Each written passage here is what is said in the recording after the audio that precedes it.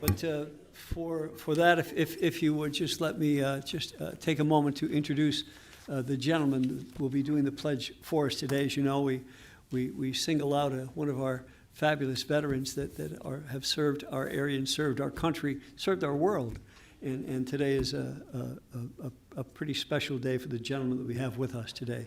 It's Colonel Gene Klemash. Gene served in the, Colonel Klemash served in the Pennsylvania Army National Guard for 33 years, achieving the rank of full bird colonel and commander of the 55th Brigade in Scranton. He served as a platoon leader, company commander, battalion commander, as well as various staff positions. Gene served for a year as a team chief with the Partnership for Peace program, working with the Lithuanian military through the Minister of Defense, with oversight from our U.S. Defense Attaché out of our embassy in Lithuania. Gene also played minor league baseball in the Philadelphia Phillies organization.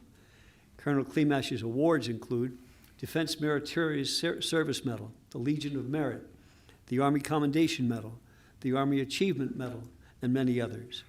Colonel Klemash was born in Mayfield and currently resides in Shavertown with his wife, Pat. They have two children, Eugene Jr., who is also a veteran and works in the Department of Corrections in Waymart for the past 20 years, and Kimberly Quinn, who is a supervisor at Gentex Corporation in Simpson. She's been doing that for over 30 years. Colonel, would you lead us in the pledge, please? Please join me in our pledge. I pledge the American in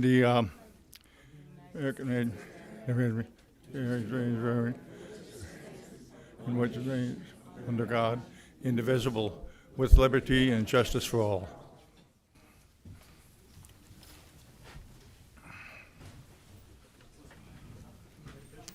Okay. I think we could have the Colonel tell us a couple stories. I guess we'll let people go home. To me, sir. What do I hear about a flag? Or actually, she does like that. I guess, yeah. You can't come back.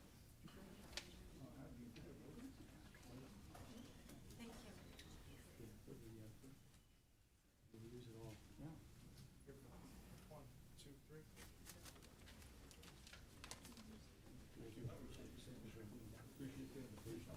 Thank you.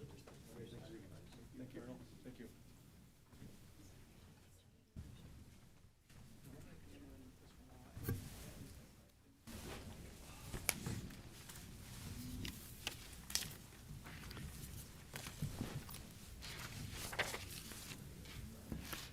Have the approval, pending reading and approval of minutes Make a motion to approve the minutes. Second.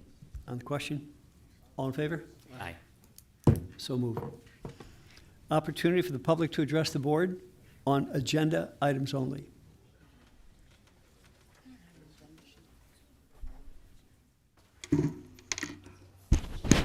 Good afternoon. My name is Suzanne Green, appropriate for monitoring the air quality in our community and what we should do as a baseline for understanding what our air quality is now and what it may be in the future with all the data centers that are going to be coming into our local Sorry, area, Lackawanna County. The agenda item that you speak of calls for the payment of that bill, not into the details of something outside of what that bill is for. Thank you so much. But we will, at the end of this, be open to anything else on the floor. I appreciate that, Mr. Welby, and thank you for bringing me back to the reason I'm up at the stand, which is that the Board of Commissioners does feel that air quality is important, as evidenced by their approval, possibly, of the bills to pay for air quality in the indoor spaces of Lackawanna County for the staff and the public that comes indoors. I do appreciate that, and I also approve of that. I think it's a common sense approach to make sure that our indoor air quality is good. So thank you for keeping our indoor quality of our air good here in the building. Thank you. Thank you.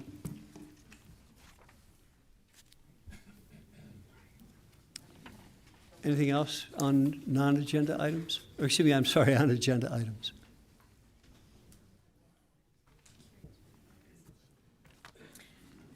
Good afternoon. Hello. My name is Sharon Soltis-Sperano. I live in La Plume, Lackawanna County. On the bills, on the agenda, speaking specifically, I did list, and for time's sake, and since there's a lot of people here, I won't list them all individually. But my background is in the medical profession, retired pharmacist, so I'm very alert and aware of medical health and issues and how it affects everything. There is a tremendous amount of bills, a tremendous amount, which I'm not disagreeing with, that deal with health, whether it be with addiction, whether it be homelessness, whether it be to help people that are compromised or have disabilities. So we are paying a tremendous amount of money. I mean, I've seen bills for like $28,000, $32,000, $62,000. And again, I am not telling you not to vote for those bills. I do support them. But you have to, what I just want you to all keep in mind, that we are aware that these, you are voting and have been voting for health issues. Everything in those bills that I've mentioned, a tremendous, over hundreds of thousands of dollars, are health related. So we'll deal with this later when the open comment comes, but I want you to be cognizant, if you're going to be paying for these bills, what indeed that means, okay? Yes, Thank you. yes, thank you.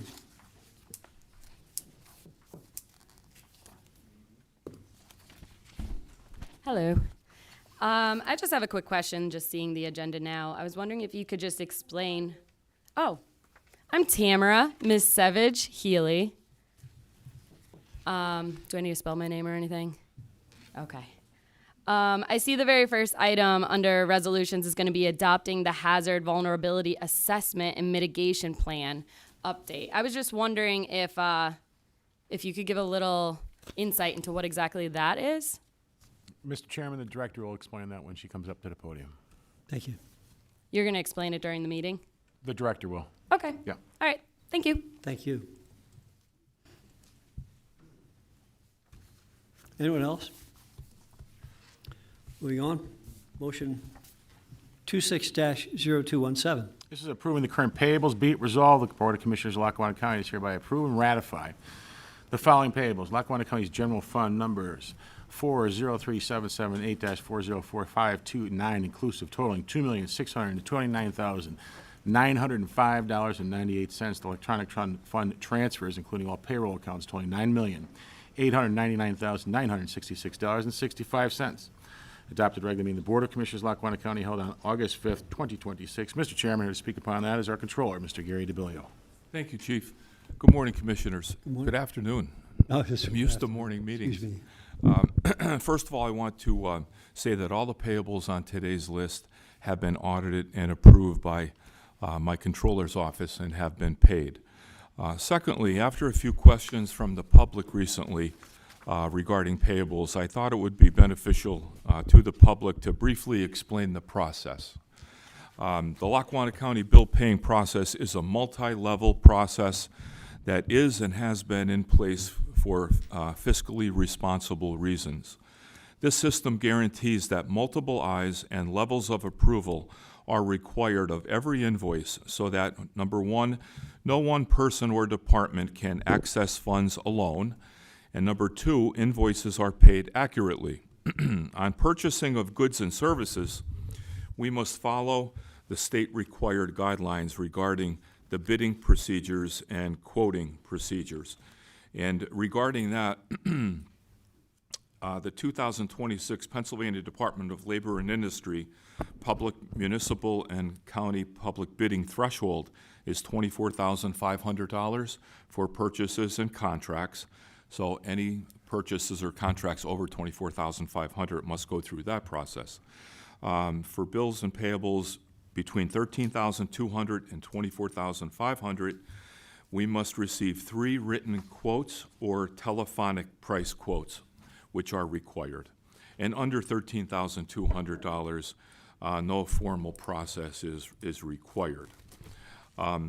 Invoices from the department making the purchase receive the invoice first from the vendor, which is then entered by that department into our accounting software system.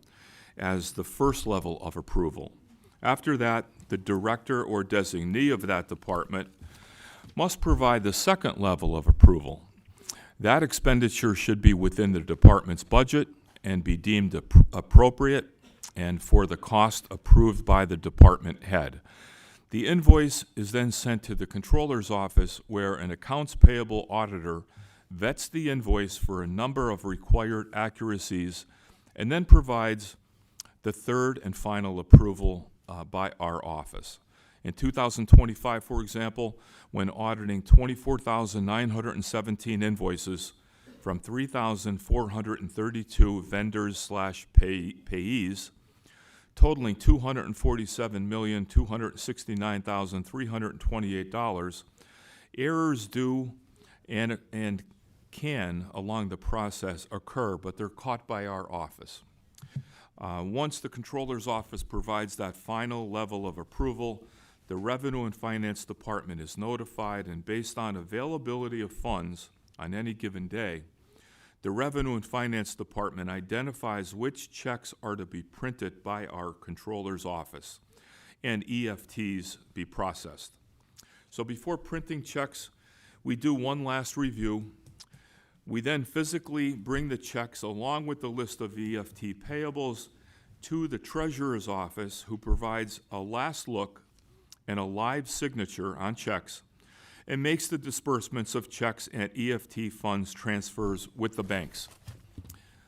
At our twice monthly commissioner meetings, as we are here today, a list of those payables which have been through the process and paid are ratified by the commissioners. So that's a long-winded answer to say that all of us in the county take spending of taxpayer dollars very seriously, and we have and do that, make that responsibility with fidelity. And I just wanted to state that for the record. And thank you very much. Thank you. Thank you for your clarity on that, and we appreciate it through everyone here. Also appreciates your sharing that information with us.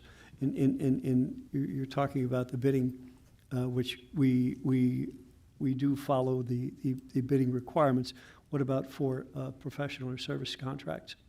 Professional Do we service ever- contracts are different, Commissioner, and that would be at the discretion of the county determining that that professional service provider is giving us, the best price for the profession being. And do we often, looked at. do we typically do bidding on professional services? I know when we have our work sessions, it's usually almost one of the requirements that we do a bidding on the proposal. They are not An bid. RFP or an RFQ. They are not bid for dollar purposes, but more or less for the profession being accurate and the responsibility, feeling that the county is doing the right thing by choosing the profession. And finding in out question. who is and who isn't. Yes. Yeah. Yep. Thank you.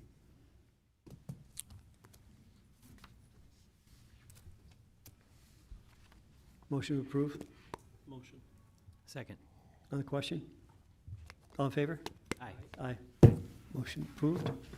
Resolution 26-0206, I'm sorry, 8. This is adopting the Hazard Vulnerability Assessment and Mitigation Plan update, whereas municipalities of Lackawanna County are most vulnerable to natural hazards which may result in loss of life and property, economic hardship, and threats to public health and safety, and whereas Section 322 of the Disaster Mitigation Act of 2000 requires state and local governments to develop and submit for approval to the President a mitigation plan that outlines processes for identifying their respective natural hazards, risks, and vulnerabilities.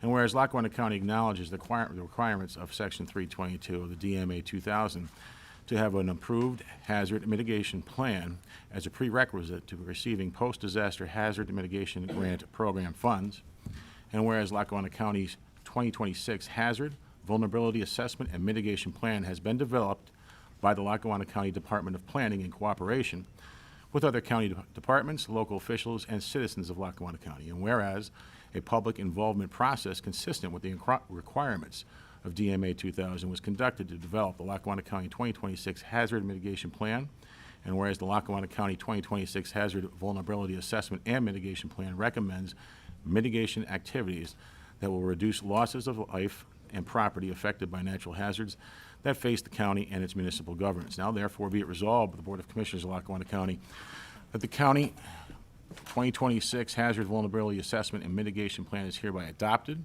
as the official hazard mitigation plan of Lackawanna County, and the respective officials and agencies identified in the implementation strategy of the Lackawanna County 2026 Hazard Vulnerability Assessment and Mitigation Plan are hereby directed to implement the recommended activities assigned to them.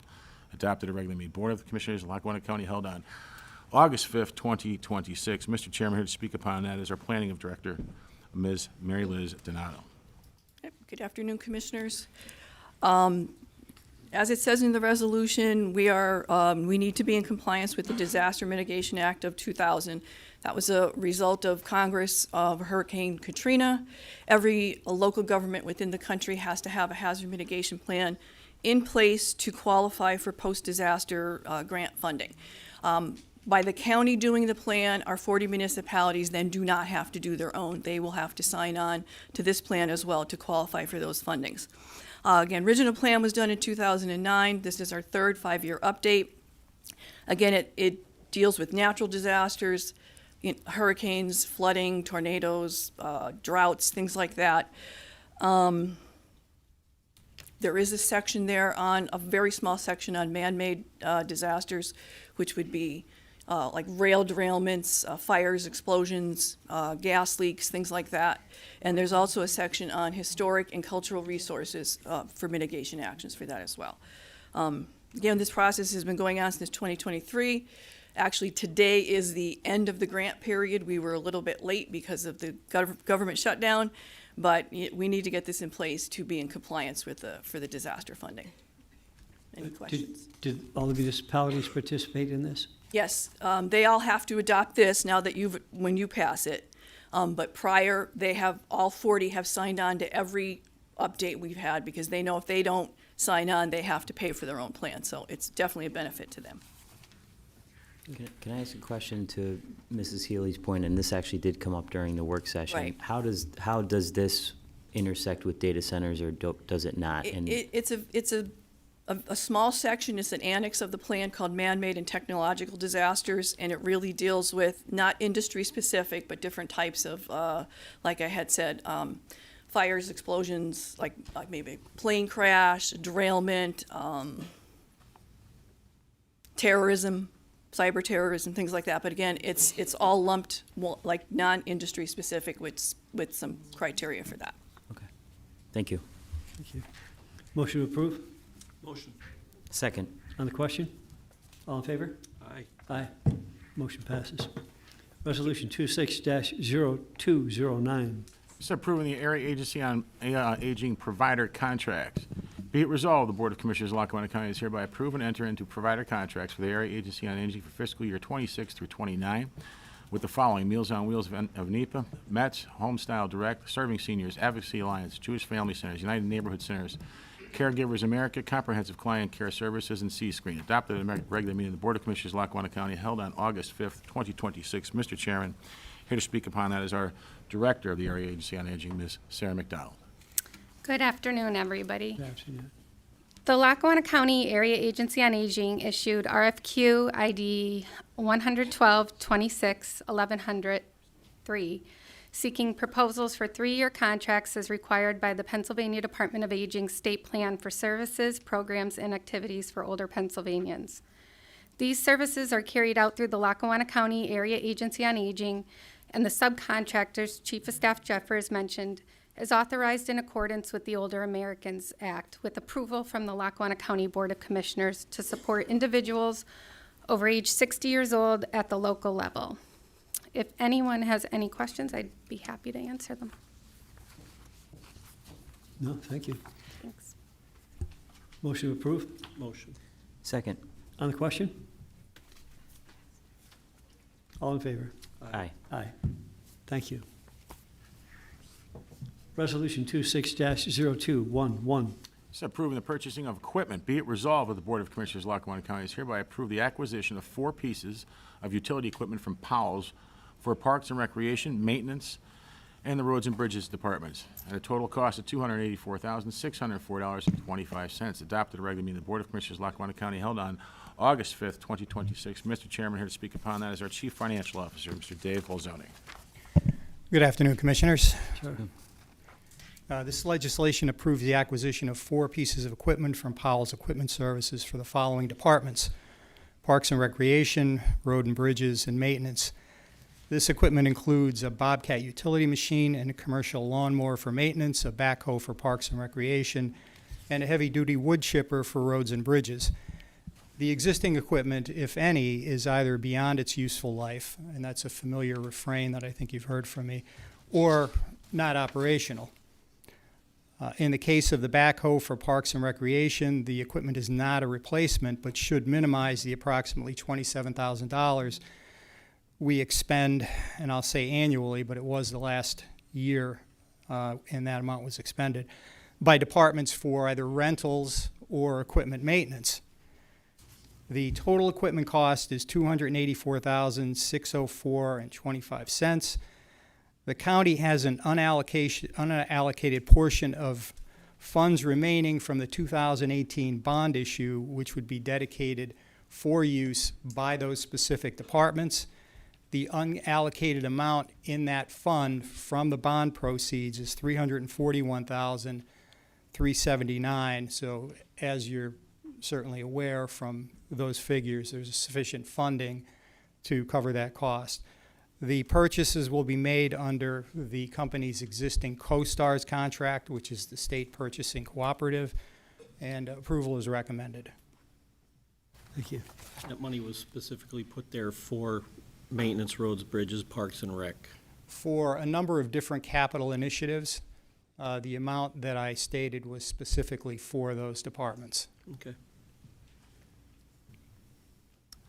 In one of the descriptions, it has that the features of this particular item may include, and then it lists the options on it. I assume that's will include? Pricing, or are there some that are variables in there? pricing is all inclusive. Motion to approve? Motion. Second. On the question? All in favor? Aye. Aye. Aye. Thank you. Resolution 26-0212. So approving a contract extension. Be it resolved, the Board of Commissioners of Lackawanna County is hereby approve a 1-year contract extension with Waste Management, 13 Peggy Parkway, Dunmore, Pennsylvania, effective October 1st, 2026. Adopted regular meeting of the Board of Commissioners of Lackawanna County held on August 5th, 2026. Mr. Chairman, once again, here is CFO Bulzoni. Commissioners, this request is actually a pricing approval within an existing 10-year contract with the company for waste removal services. Pricing is updated annually as required by the contract, and the original contract was approved in 2020. Waste Management provides refuse removal services to most county facilities, excluding the government center, which is under contract with Vitale Refuse Services. Unit pricing will remain the same for fiscal year 2027. There is no price increase. The total annual expenditure is approximately $120,000 under the Waste Management contract, and approval is recommended. Thank you. Motion to approve? Motion. Second. On the question? All in favor? Aye. Aye. Motion passes. Resolution 26-0215. So authorizing the purchase of tax credits. Be it resolved, the Board of Commissioners of Lackawanna County is hereby authorized Constellation New Energy to generate and purchase Tier 2 renewable energy credits negotiated from Lackawanna County. Adopted regularly meeting of the Board of Commissioners of Lackawanna County held on August 5th, 2026. Mr. Chairman, once again, here is Mr. Bulzoni. And I will try and explain this as best I possibly can. One paragraph.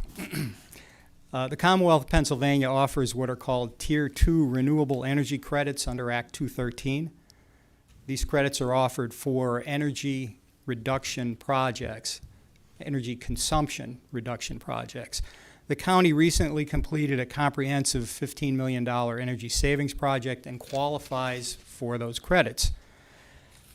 They are similar to tax credits, and these credits, like tax credits, really cannot be used by the county as an income offset, since the county, number one, has no load-bearing requirements for energy use by the Commonwealth of Pennsylvania, and we have no tax liability. But the credits do offer value to a company like Constellation Energy, which are subject to those load-bearing requirements and tax liability. So under this legislation, Commonwealth will provide remuneration to the county in exchange for a transfer of those credits to Constellation. The contract will conclude in 2030, and the revenue total, which is really relatively minor, but it's still a new revenue source for the county, would approximate a total of about $100,000 through the conclusion of the contract, which is 2030. So as the equipment gets older and the energy consumption measure is reduced, the amount that we would receive on an annual basis would be reduced. So by 2030, there's probably going to be very little revenue, if any. But again, it doesn't cost us anything, and it's a new source of revenue that we don't presently have. That's great. We have a motion to approve. Motion. Second. On the question? All in favor? Aye. Motion approved. We have Resolution 26-0214. Entering into a subscription agreement. Be it resolved, the Board of Commissioners of Lackawanna County is hereby entering into a 3-year software subscription agreement with Synario on behalf of the Revenue and Finance Department at a rate of $40,000 annually. Adopted at a regular meeting of the Board of Commissioners of Lackawanna County held on August 5th, 2026. Mr. Chairman, once again here to speak upon something is Mr. Bulzoni. The inception of this legislation resulted from the completion of the Strategic Management Planning Report, which we've all reviewed. The report identifies weaknesses in managing and forecasting cash levels and overall budget activity. This software program, which is offered by PFM Solutions, will provide the Revenue and Finance Department with a high-level tool to satisfy that requirement. PFM Solutions is a division of PFM. PFM Financial Advisors is the county financial advisor, and PFM Group Consulting was retained for the completion of the Strategic Management Planning Report. This software is proprietary. The annual cost is $40,000 and will be used principally by the budget analyst in the Revenue and Finance Department when the position is filled. I viewed this software. It's excellent. PFM Group Consulting had used it for the construction of their cash flow forecasting for the county. So I would strongly recommend its approval. Motion to approve. Motion. Second. On the question? On the question, thank you, Mr. Bulzoni. When I took office here in 2024, as many of you know, the county was facing a serious financial crisis. We were roughly $37 million in debt. There was about $19 million in unpaid bills from the year before. We actually had to borrow money in 2024 just to make it to the end of the year. So it was kind of a shock as a new commissioner to walk in and see that the government really was not functioning in the way that it should. So since that time, we've worked methodically to restore better budgeting, better stability, better financial management. This software that we're going to vote, the contract that we're going to vote to approve today to buy this software is another step in that process. As Mr. Bulzoni said, it was recommended in our independent strategic management plan, and it is going to give our finance team better tools to project revenues, expenses, cash flow, and long-term capital needs instead of relying on outdated manual processes. So this investment isn't just about buying a piece of software. It's about making smarter decisions with taxpayer dollars, preventing future financial surprises like the one that I walked into in 2024, and continuing the disciplined financial turnaround that we're working so hard to achieve here. So I'm looking forward to voting on this. Thank you. All in favor? Aye. Aye. Motion approved. Resolution 26-0213. This is entering into a master services agreement. Be it resolved that the Board of Commissioners of Lackawanna County is hereby approve and enter into a master services agreement with Dempsey Uniform and Linen Supply, applying to all county facilities excluding the Moscow Courthouse and Criminal Justice Center for a 10-year term and a 5-year renewal option. Adopted regular meeting of the Board of Commissioners of Lackawanna County held on August 5th, 2026. Mr. Chairman, once again and finally, here's CFO Bulzoni. Commissioners, this legislation approves the renewal of an existing contract with Dempsey Uniform and Linen Supply Company. The original contract was approved in 2013. This contract will set unit prices under a master services agreement for a 10-year term. The contract will be structured with a 5-year initial term and then 5 one-year renewal options for a total term of 10 years. Unit pricing actually decreases from fiscal year 26 into fiscal year 27. The total annual spend for service to the county facilities is approximately $35,000. What's important about this contract is we're able to capture all of the pricing in one master services agreement, which I think is important going forward as we look to monitor contracts on an annual basis. So I think that's the inherent value in this, although the pricing is certainly fair as well. So with that said, approval is recommended. Motion to approve. I'll make a motion. Second. On the question? All in favor? Aye. Aye. Motion approved.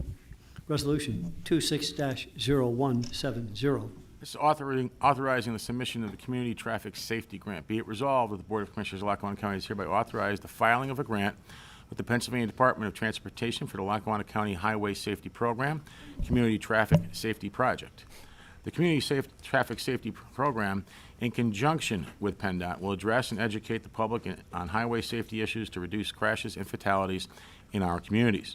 The Lackawanna County Highway Safety Program grant shall be a one-year period from October 1st, 2026 through September 30th, 2027. Be it further resolved that the chairman or the vice chairman of the Board of Commissioners are authorized and directed to sign the grant, and that the chief of staff be authorized and directed to attest the same. Adopted regular meeting of the Board of Commissioners of Lackawanna County held on August 5th, 2026. Mr. Chairman, here to speak upon that is our Director of Community Relations, Mr. Mark Cordelli. Thank you, Chief. Sir. Good afternoon, Commissioners. This resolution is for the submission of our Highway Safety Grant to PennDOT. The Highway Safety Program has been in place for over 30 years, serving Lackawanna and Pike counties. Through the community outreach, we educate our communities on all roadway safety issues such as impaired driving, distracted driving, pedestrian safety, and bike safety, to name a few. This program is 100% reimbursed and no cost to Lackawanna County. That's great. We like hearing that, Mark. No cost to Lackawanna County. Same here. Motion to approve. Motion. Second. On the question? On the question, that's not really a question, but also this department, our traffic safety group, is doing a bicycle safety event later in the month up in Naog Park, where they'll have a lot of activities for the kids as well as free bicycle helmets for all the kids as well. So we'll have some more information on that for you. It's the middle of the month up at Naog Park. Yes, sir. All in favor? Aye. Aye. Thank you. Motion approved. Resolution 26-0218. I'm sorry, excuse me, 19. Authorizing the execution of a utility relocation reimbursement agreement. Whereas the Board of Commissioners of Lackawanna County recognizes the importance of preserving, protecting, and promoting the rich history and cultural heritage of Lackawanna County, and whereas Lackawanna County, through its Roads and Bridges Department, is undertaking the Goers Hill Bridge Replacement Project located in Archbold Borough, Lackawanna County, Pennsylvania, and whereas the project is being constructed pursuant to a reimbursement agreement with the Commonwealth of Pennsylvania's Department of Transportation, with federal participation, and PennDOT is providing funding for the substantial majority of the project costs. And whereas the project requires the relocation of an existing sanitary sewer line owned by Archbold Borough in order to accommodate the bridge replacement. And whereas PennDOT requires Lackawanna County and Archbold Borough to execute its standard utility relocation reimbursement agreement acknowledging Archbold Borough's ownership of the sanitary sewer facilities, and the financial responsibilities associated with the required relocation before PennDOT will advertise the project for construction bids. And whereas execution of this agreement is necessary to allow PennDOT to proceed with the bidding and construction of the Goers Hill Bridge Replacement Project.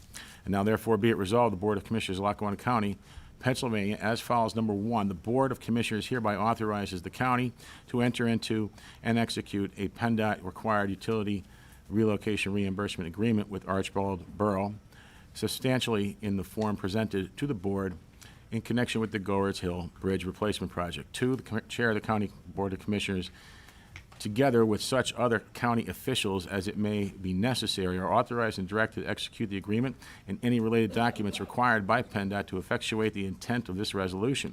The appropriate county officials, employees, and representatives are authorized to take any additional actions necessary or appropriate to carry out the intent of this resolution and comply with the requirements of PennDOT relating to the project. This resolution shall take effect immediately upon its adoption. Adopted regular meeting of the Board of Commissioners of Lackawanna County held on August 5th, 2026. Mr. Chairman, here to speak upon that is our county engineer, Mr. Frank Suma. Afternoon, Commissioners. And just to reiterate what Chief Jeffers had said, this is related to the Goers Hill Bridge Replacement Project in Archibald. The county owns the bridge and has undertaken a bridge replacement project with PennDOT, whereas PennDOT is paying 95% of the costs of the project. However, PennDOT is not able to pay for the utility relocations necessary for the project. We had asked, and PennDOT Central Office ruled that they legally are not able to do so for utility costs. And with that being said, the project will require that sanitary line be relocated, which is owned by Archibald Borough. So the agreement before you essentially is a standard PennDOT drafted legal agreement that acknowledges that it would be an agreement between Lackawanna County and Archibald Borough, acknowledging the county has undertaken a PennDOT-administered bridge project, that Archibald owns a utility that must be relocated for said project, and that Archibald is legally, financially responsible for said utility relocation. PennDOT will not bid the bridge project on the county's behalf without this document being in place. However, Archibald has come forward and said they are not in a position to financially pay for the utility relocation. They acknowledge they would sign this agreement as a formality and as an agreement with Lackawanna County, but are asking the commissioners to consider not seeking reimbursement from Archibald. As per them, they do not have any capital reserves dedicated to this utility line and do not collect revenue from the residents for this utility line. So when they, once this gets signed, when would they start, and how long do you think the project will take once they start? Once this is signed, this documentation will have to go back to PennDOT. Just at the District 4 level, I believe Central Office and Harrisburg has everything in place, so it would be at the discretion of District 4. But I would expect it to be, I would say, I'm guessing, I'd have to check project records and correspondence, but I'm guessing probably within about a month you would see action from PennDOT to be put into their ECMS bidding schedule. That being said, that would probably be 1 to 2 months of a time frame before you get through that procurement and award process. Not a whole lot of field work will probably get done in advance of winter. There could be a winter shutdown, but so I'm assuming it would probably be at least a 1.5 year project. Okay. That's my best guess. Okay. And what is the cost that we're asked to pick up? We won't know until it's bid. Right now, for budgeting purposes, we're carrying $275,000. We think that's conservative. We won't know until it bids. And when this topic came up with PennDOT and their ineligibility to reimburse for this, and Archibald then coming forward and explaining their financial hardships, we have budgeted for this with the CFO. I think they can appreciate the financial hardships that Lackawanna County residents feel as well. But I do agree. I mean, $250,000. We're being asked here to spend other money to it. These are difficult decisions. Motion to approve? I'll make a motion. Second. On the question? Yes, on the question, the way that I'm understanding this over the last few weeks, I think is pretty simple. If we don't move this forward today, then the bridge project doesn't happen and we potentially lose the funding from PennDOT, correct? I don't want to speak on behalf of PennDOT, but yeah, my opinion would be you could be at risk of losing this funding. Right, okay, thank you. And that's $250,000 that we have to come up with, new. Correct. But we have that budgeted, correct? I don't want to misspeak for That's what we Mr. were told. Bulzoni, in the- but That's what we were told in yes. the work session, that we have this money budgeted in an account.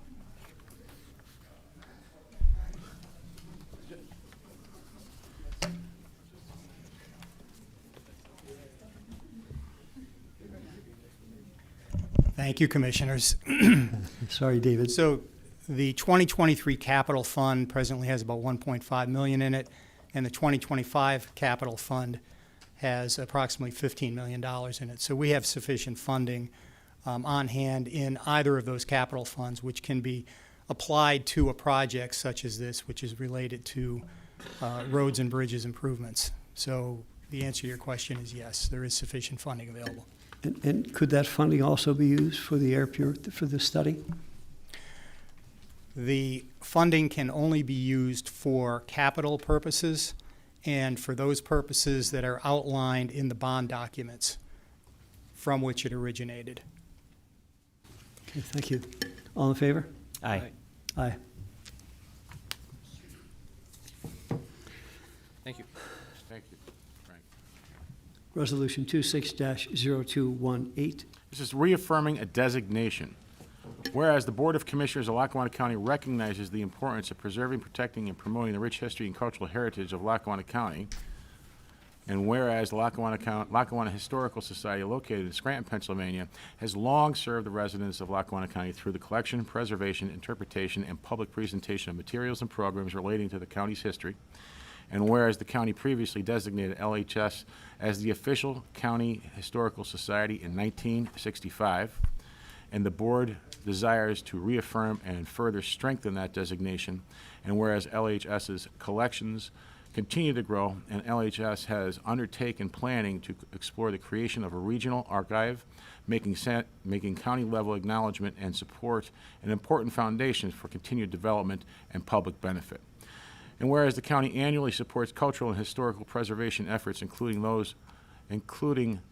through participation in and support of grant opportunities administered by the Pennsylvania Historical and Museum Commission, including cultural support grant programs, and whereas the board wishes to confirm its continued support for LHS's work and to formalize the county's relationship with LHS by reaffirming LHS's status as the official county historical society, and by designating LHS as the official repository of historical materials pertaining to Lackawanna County, as further described herein. Now therefore be it resolved, the Board of Commissioners of Lackawanna County, Pennsylvania, as follows. Number one, the board hereby reaffirms that the Lackawanna Historical Society, Scranton, Pennsylvania, is designated as the official county historical society of Lackawanna County. The board hereby designates the Lackawanna Historical Society as the official repository for documents, materials pertaining to the history of Lackawanna County, including historical records, manuscripts, photographs, maps, oral histories, and other archival and historical materials relating to the county's heritage. Number three, this resolution is intended to recognize LHS as the county's official historical repository for historical materials and to support preservation and access. Nothing in this resolution shall be construed to require the transfer of legal custody of county records or to supersede any records retention, right to know, archival, or any other legal requirements applicable to the county records unless and until such transfer or deposit is separately authorized by the board in writing and implemented pursuant to the applicable law and any required agreements. You lawyers are brutal. The board authorizes the use of this resolution as evidence of county designation and support in connection with LHS's annual applications and related submissions to the PHMC and other cultural support grant programs as applicable. The appropriate county officials and staff are authorized to coordinate with LHS as needed to implement the intent of this resolution, including exploring mutually agreeable procedures for the identification, preservation, and public accessibility of historical materials, and to develop any recommended memorandum of understanding or deposit agreement for future board consideration. This resolution shall take effect immediately upon adoption. Adopted at the regular meeting of the Board of Commissioners of Lackawanna County held on August 5th, 2026. Mr. Chairman, I don't know if there's anyone here from the Historical Society that wants to comment on this, but if not, you guys can go ahead and ratify it. Anyone present from the Historical Society? Motion to approve. Motion. Second. On the question? I want to thank Mary Ann Savakina, the director over at the Historical Society, and her entire team. They have a fabulous, fabulous place over there, and indeed they do. They're our repository for a lot of materials related to Lackawanna County and the heritage of Lackawanna County and the region. If you can stop by there, it's just a great visit to go in, and they are at where Linden Street ends up at the University of Scranton complex. All in favor? Aye. Aye. So moved. Resolution -26-0210. These are appointments to the Workforce Development Board. Be it resolved, the Board of Commissioners of Lackawanna County is hereby appoint the following individuals to the Workforce Development Board with a term to commence August 1st, 2026 and continue through July 31st, 2029, representing the business sector. Sharon Langen, Regional Manager of Century Dental Associates. Robert Karasak, Vice President of the Dime Bank. Be it further resolved, the Board of Commissioners of Lackawanna County is hereby reappoint the following individuals for the Workforce Development Board with a term to commence July 1st, 2026 and continue through June 30th, 2029. Linda Arcuri, Director of Marywood University, sitting as a representative of the Adult Education and Literacy.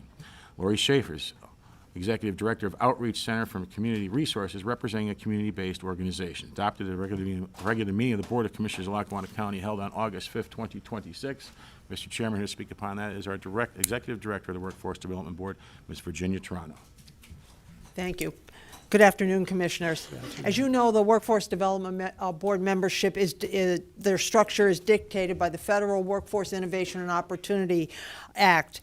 And as such, 51% of the membership has to represent business and industry here in Lackawanna County, and the other 49% must represent labor with apprenticeship affiliation, higher education, career and technical education, community-based organizations, and representations from the state of Pennsylvania.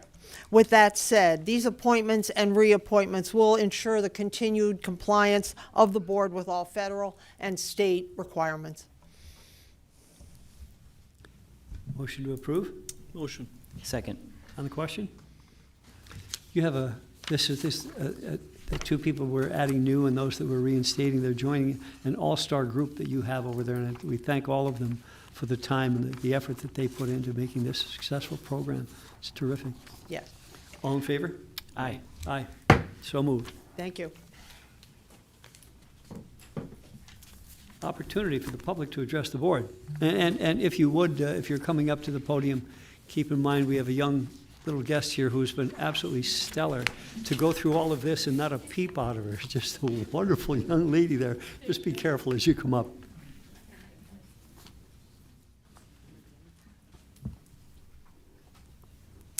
Hello, guys. My name is Tamara Misevich Healy. I am a Lackawanna County community member. I'm a resident of Archibald Borough.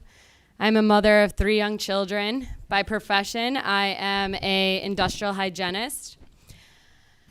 I'm sure you're well aware that we are getting inundated with industrialization, particularly of hyperscale data centers and power plants in Archibald Borough. I'm here today as somebody who has been in the arena for over a year now in Archibald Borough.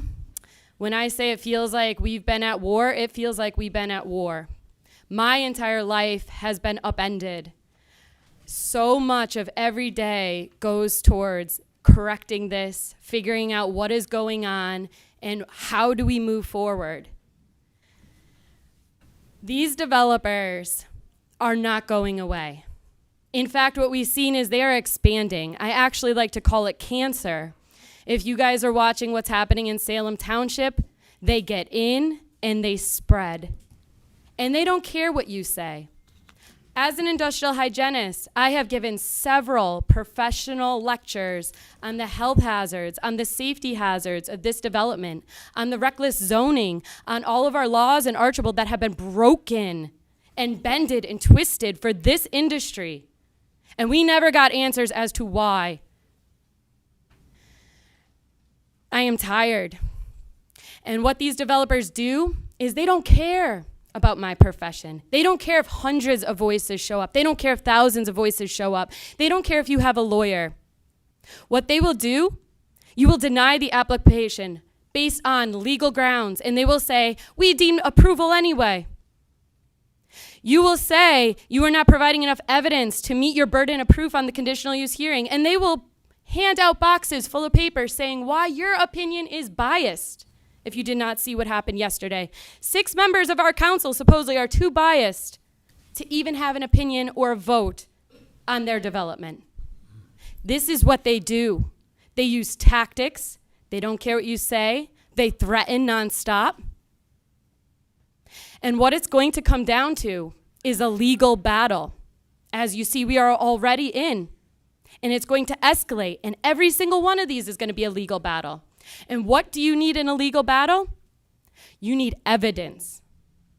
So the health impact assessment that we want from this county is because nobody has given us a health assessment yet, which absolutely should be a requirement of these developers, which maybe at the county level you could look into. Can you make that a requirement?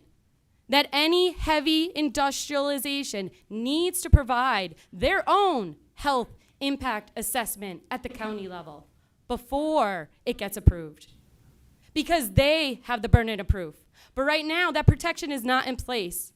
And unfortunately, that burden is falling on us. And as Archibald residents, we are paying for our own town to fight us as we now raise funds to fight them. We are bearing this burden. So when I ask you today to do a health impact assessment, it is because there's nothing more important than understanding what this is going to do to our health. Real life is more important than artificial life. Our water, our air, our children's future. What is life if we are all sick? These have known carcinogens. These pollute water. They pollute the air. They take over our environment. They destroy our quality of life. I'm asking for this health assessment to be performed at a county level because we currently have no documented county level cumulative impact assessment. And sure, maybe other people can do it. But unfortunately, with these developers, you need the best of the best because they're going to pick it apart because that is their job. Pick it apart. Why do you think we went with a Harvard PhD level to get this assessment done? Somebody from out of the area so they can't claim it's biased. And they had a hard time because it was just pure science. And that's what we need because this industry isn't going away. And we need to know, how do we responsibly balance this? Sure, they're quick to give us sheets that show the potential tax benefit. But where are the sheets that show the health burden cost? That's what we need to know when we're planning out our future. Because if this comes here and we're all at risk, we're gone. And what is left? An industrial park? Thank you. Thank you.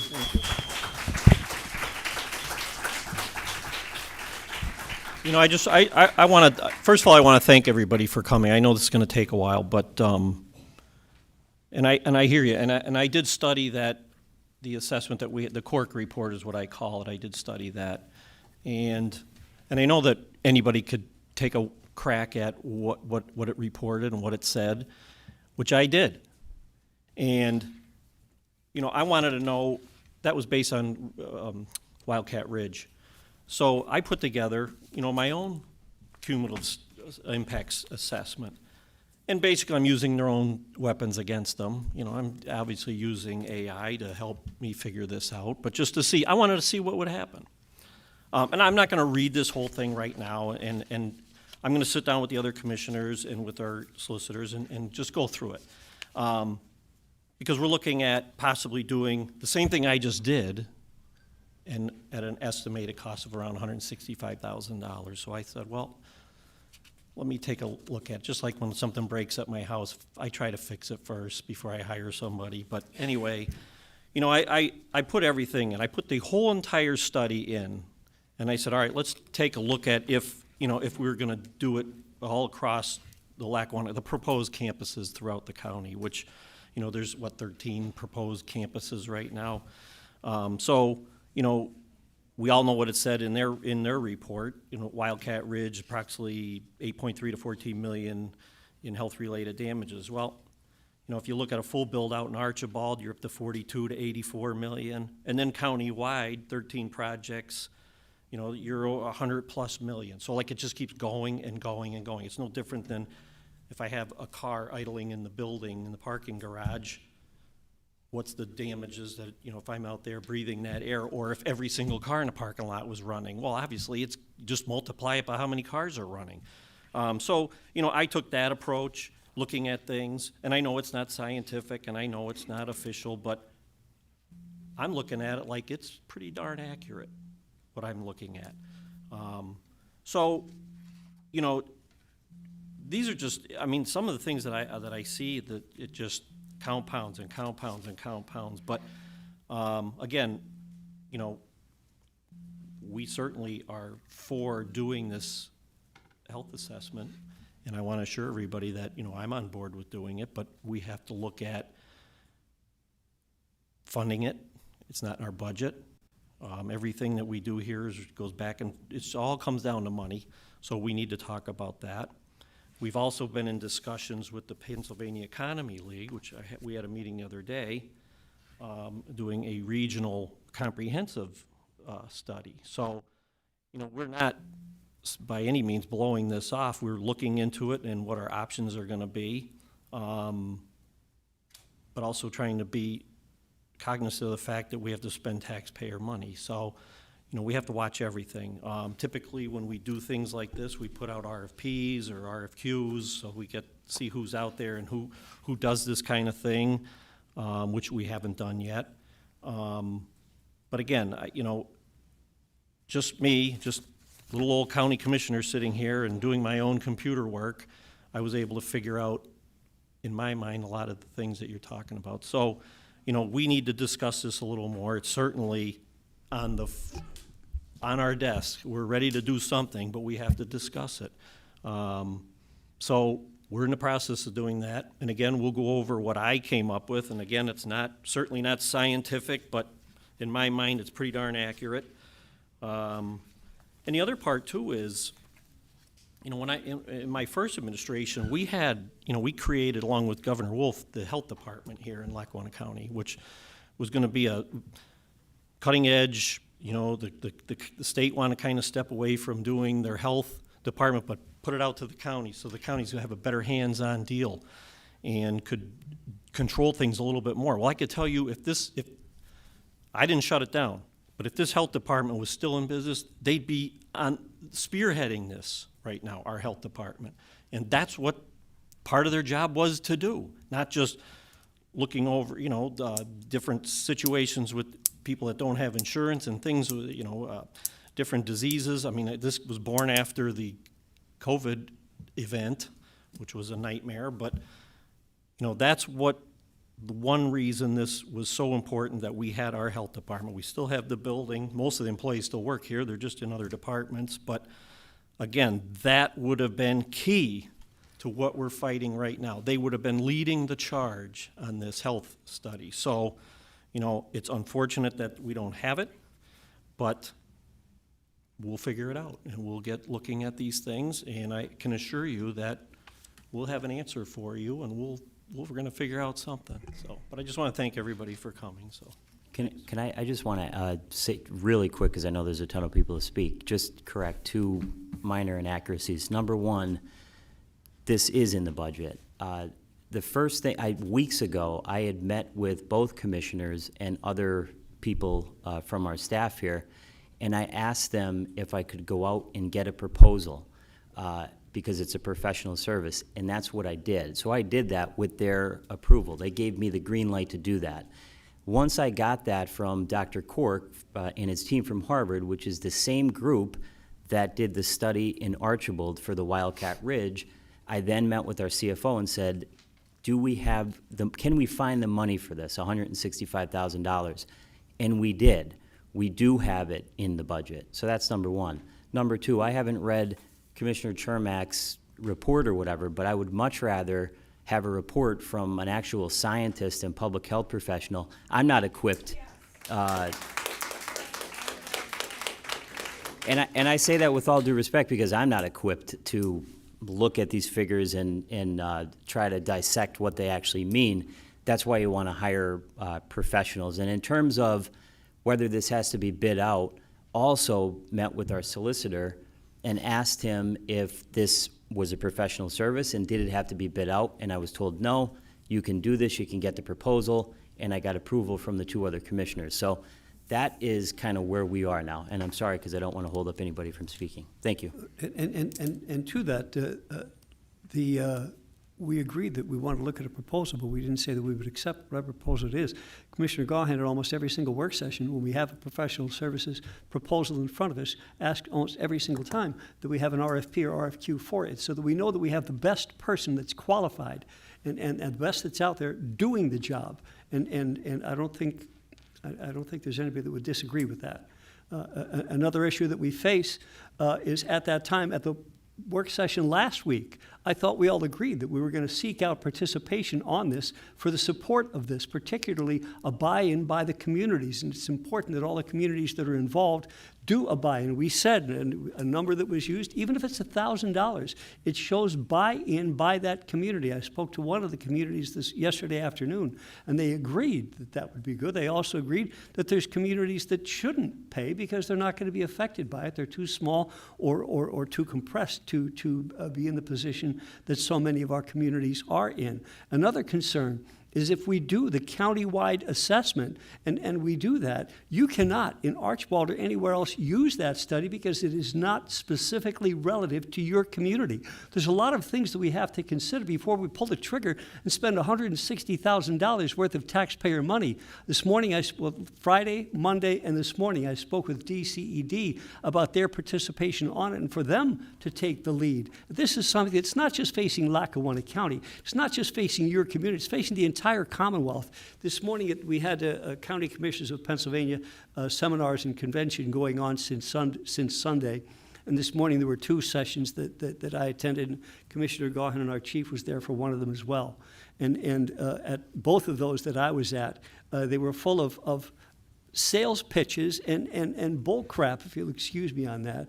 And it was. I brought up a point that they were making regarding the revenue that they're bringing into the communities across the areas where they're getting them.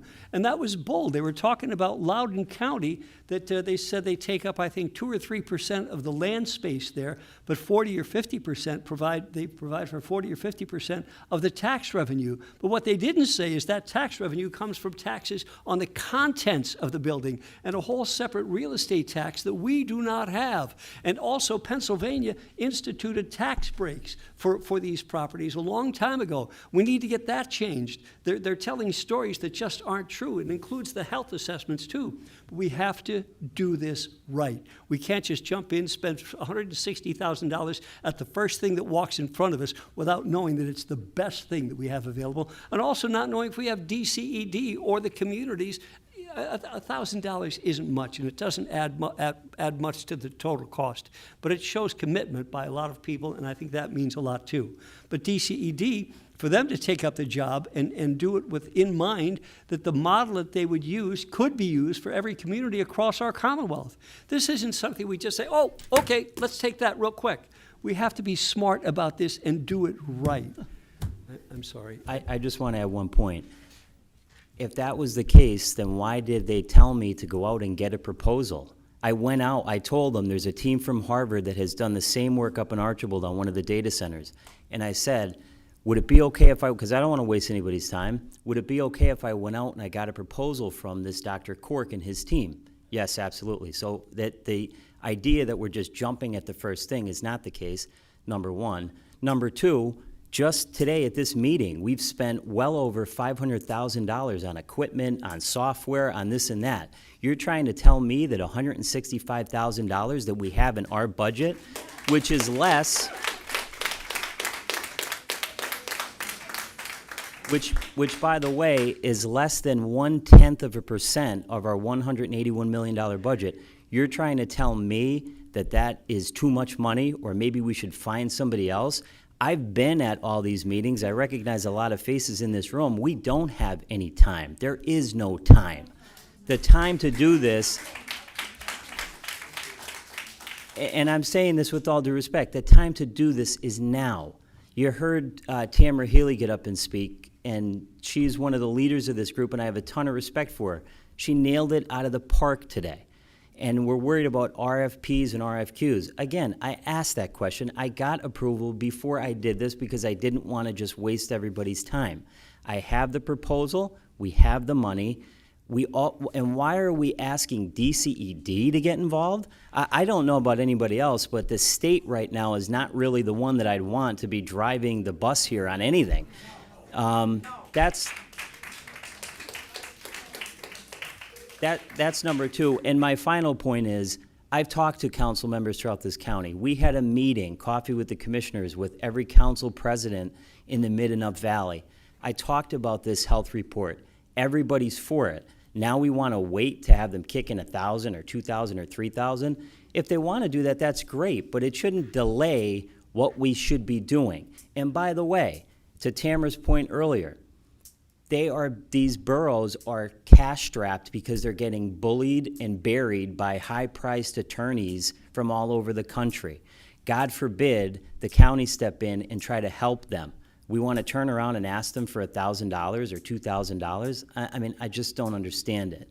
So again, I know a lot of people came here to speak, so I'm going to stop now until the end, but I just wanted to make sure I made that point. Thank you. And to that, yes, we do ask for requests for proposals, requests for the RFQ and RFPs. And we don't ask one person. We ask for it to be an open request for RFPs and RFQs. And if we're going to do something, we do it right. We don't just jump at the first one and find out it wasn't the right one. But our solicitor told me that it was legal to do that. That's why I did it. So You're having a debate now. I'm just saying, because it's not true. If the idea that somebody told me that you can't go out and get a proposal, I would have said, all right, and I actually drafted an RFQ. But it would have took maybe a month or two. And again, we don't have the time. That's why I sat in a room with all of you people and said, hey, I want to do this. Will you give me the green light? Yeah, go ahead. Go get it. I got it. And I have it. True. That is true. He was there. All of you were there. I'm not making this up. We never said that we would accept that whatever you came back with. Not accept it, but and go also and get regarding it. And I got it. The $250,000 that we approved just a few minutes ago for Archibald, of what they were responsible for. I did vote for that, specifically because of the hardships that Archibald is going through. It's only appropriate that we help out where we can, but we also have to do things the right way. Doing that, as far as doing that bridge work and that culvert work, is the right thing to do, and the right thing to do for this is the right proposal that we're going to deal with, however we get to that end. And we're not Sorry, really go ahead, doing next. Archibald a favor there, because that's our bridge. We have to replace it. It's So their that's right not of like way, we're it's their throw- culvert. No, it's their sewer Can we pipe. continue, please? We met with, hold on a minute. We're back to public comment. We met with, well, you're saying something that's inaccurate. We met with the engineer. The bridge is a county-owned bridge. So you're acting like by us appropriating $250,000, which we have in our budget, to move a sewer line is somehow a favor to Archibald. It is our bridge. If we don't do it, we lose the money, and then the bridge doesn't get replaced, and the people who live in that area can't access their homes the way they always have over the bridge. The money that Period. was due from Archibald. No, For the culvert. I talked to Chief, the you I called talked that to too? the borough manager, Dan Markey, yesterday. PennDOT erroneously told them last year, and I have the email right here to back it up, that PennDOT would provide the money to locate or to relocate the sewer line. And then they turned around and said, sorry, we can't do that. So that put the project in jeopardy. They came And to us, back we where have the money. Archibald was responsible. I have the same email. Please. Good Sorry. afternoon. Yeah, excuse me. My name's Scott Wagner, Archibald resident. Commissioner Chermak, I believe you said you used AI to get a little report on the potential health impacts or environmental impacts of data centers. Do you know what impact your little search there had on the environment or any particular health? Nope, just using one of the tools that I have at my disposal. Correct. Which we all will do. We're all going to use AI at one point. We all do, I'm sure we all do. We sometimes don't have a choice, correct? Right, So exactly. you do not know the impact of your one little search had on either health or environmental. And if you did, Commissioner, if you did know that there was a negative impact of your search using artificial intelligence, would you continue to use it? This is for public comment, so it's not a debate or question and answer. So you can keep beating me up if you want. That's fine. That's not my intention. I can second everything Ms. Healy had said. It is this has been a long road. I'm sure she's more exhausted than anybody else. But to a point of 26-0219, again, the Gears Hill sanitary line, I believe we heard two rather large figures. I think the one was 250 and the second was 275,000. For clarification on the record, can we please figure out which amount that is? We won't know until it's bid out. We reserved up to $275,000. 275 is reserved. Okay, that's all. Thank you.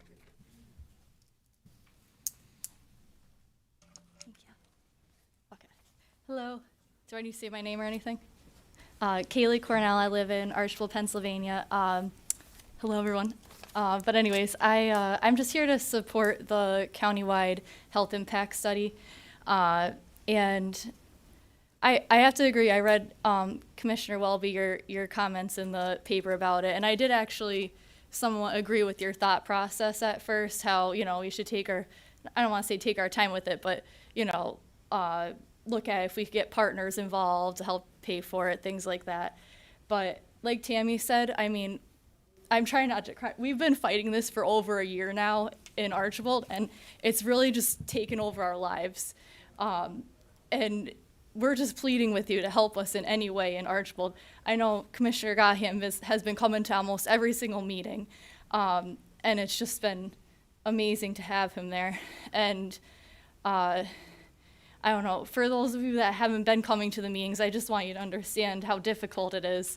I have a 3-year-old, and it's really going to affect our lives. The one proposed is right in my family backyard. They cleared the whole entire backyard of trees, so it would really affect us. And I just plead with you to make a motion for the countywide health impact assessment as soon as you can, because it's really going to come down to a legal battle. And I know where you're coming from too, Chris, with you can look things up like that online.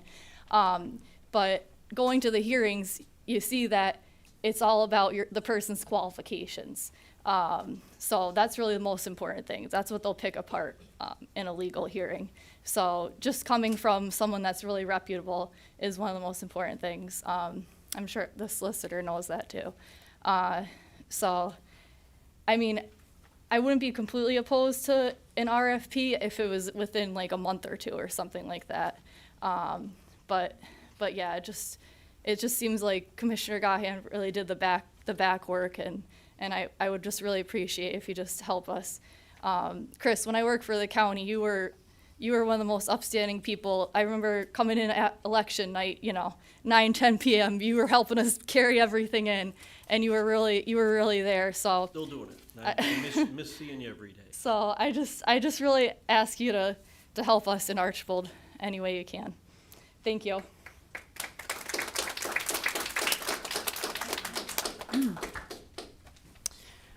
Hi, Commissioners. My name's Aline Browning. I'm from Dunmore, Pennsylvania.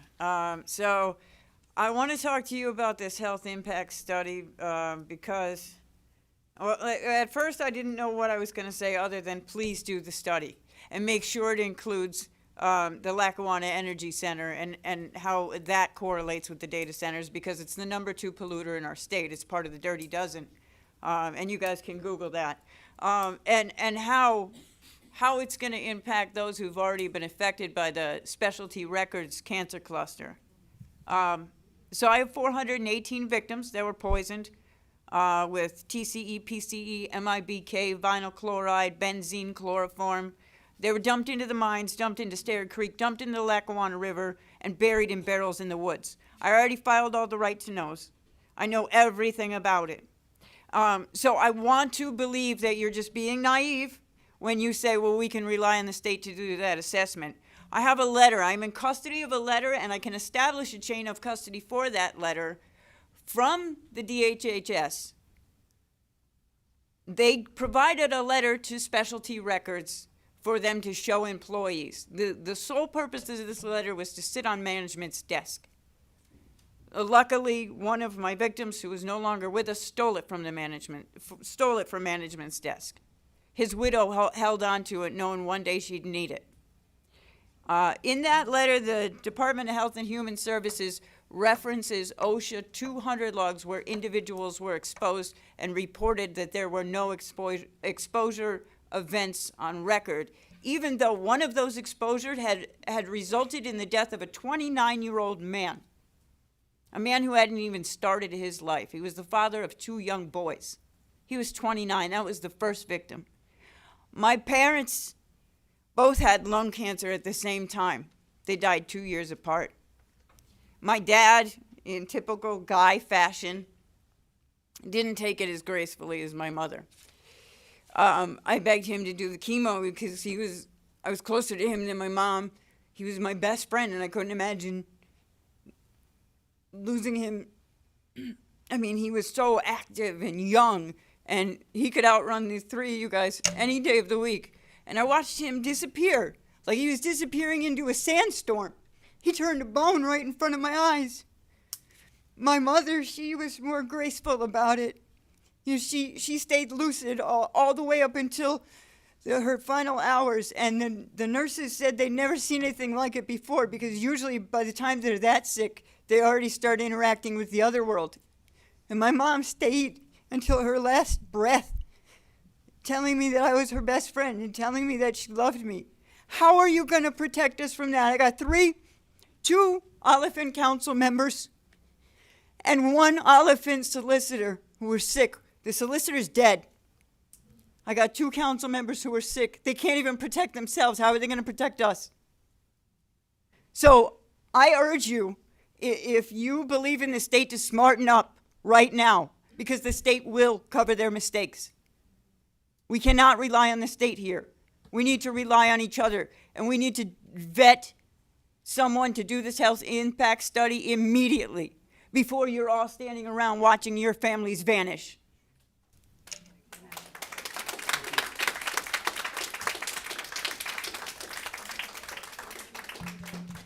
Hello, Sara Balmer. I live in Covington Township, and I'm here today to ask the commissioners to please have a vote on this proposal. $165,000 sounds like a lot of money, but what is more important than our air and our water?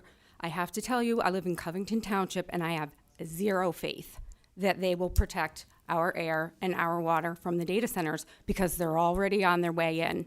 Please have the vote. It is worth every penny, and I want it from the Harvard scientist. Thank you very much.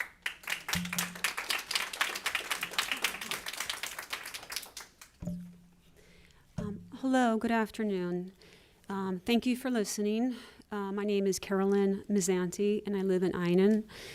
I live near the proposed Wildcat Ridge campus in Archibald. First, I want to say that the Wildcat Mountain is a very special place.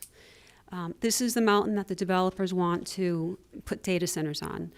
It sits next to State Game Lands 307. Encompassing State Game Lands 307 and the surrounding area is a natural heritage area. These support rare plants and animals. The Wildcat Mountain should have never been sacrificed to developers, but instead absorbed into State Game Lands 307 to protect the existing natural heritage area and the biodiversity that thrives on this mountain. And the entire mountain should actually stay in conservation zoning, because part of it is currently in residential zoning. 5 or more 6 data center campuses will encircle and entrap our community if all the proposals go through in Archibald, generating noise, air pollution 24 hours a day, 7 days a week, poisoning our environment and destroying our resources.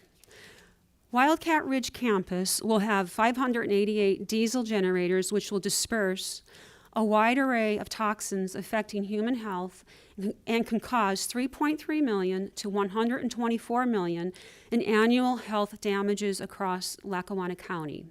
This was conducted by Empower Analytics. Pollutants such as particulate matter, nitrogen oxides, carbon monoxide, sulfur dioxides, volatile organic compounds will be released, creating health impacts on our respiratory system, cardiovascular disease and issues, and also creating a cancer risk. Okay. So my question is, why would any community invite an industrial complex that is guaranteed to harm human health? This is just one data center. We are being asked to sacrifice our health by developers, former council people who said yes, landowners, and other government officials who are behind this process. Across Lackawanna County, there will be 14 data center proposals. This is the most consequential, transformative change that Lackawanna County will ever face. It's actually more destructive than the coal industry. It will completely reshape our landscape, turning what are now forested mountains with clean water and air into a valley choking with hyperscale data centers and associated infrastructure. Our mountains will actually be blown up, and our green space will be dissected with transmission lines, power plants, substations, switch yards, hyperscale data center buildings. Our air quality will actually completely disintegrate, and anything that happens in Archibald is going to happen all the ways down to music. So there is no boundary lines. Everybody will suffer in this entire valley. I am asking all the commissioners to support the countywide cumulative health impact assessment. I believe this is one of the most proactive steps that can be taken to gain a true assessment of the health costs that our region will face if all the proposals go through. It is an extraordinary tool to help policymakers and local municipalities guide decision making. And this needs to be conducted through an evidence-based scientific study through a reputable institution. Just like the former speakers said, we do not have time to waste. We can't have 6 more months go by and think about what proposals are we going to be looking at. I know that communities will be accepting money, but honestly, this entire thing feels like a scam to me through these developers. It's really pennies in comparison to the profits that they will make, and no amount of money is worth a trade-off to give up our health, our peace of mind, and our quality of life. Thank you very much. I hope you will support this health study.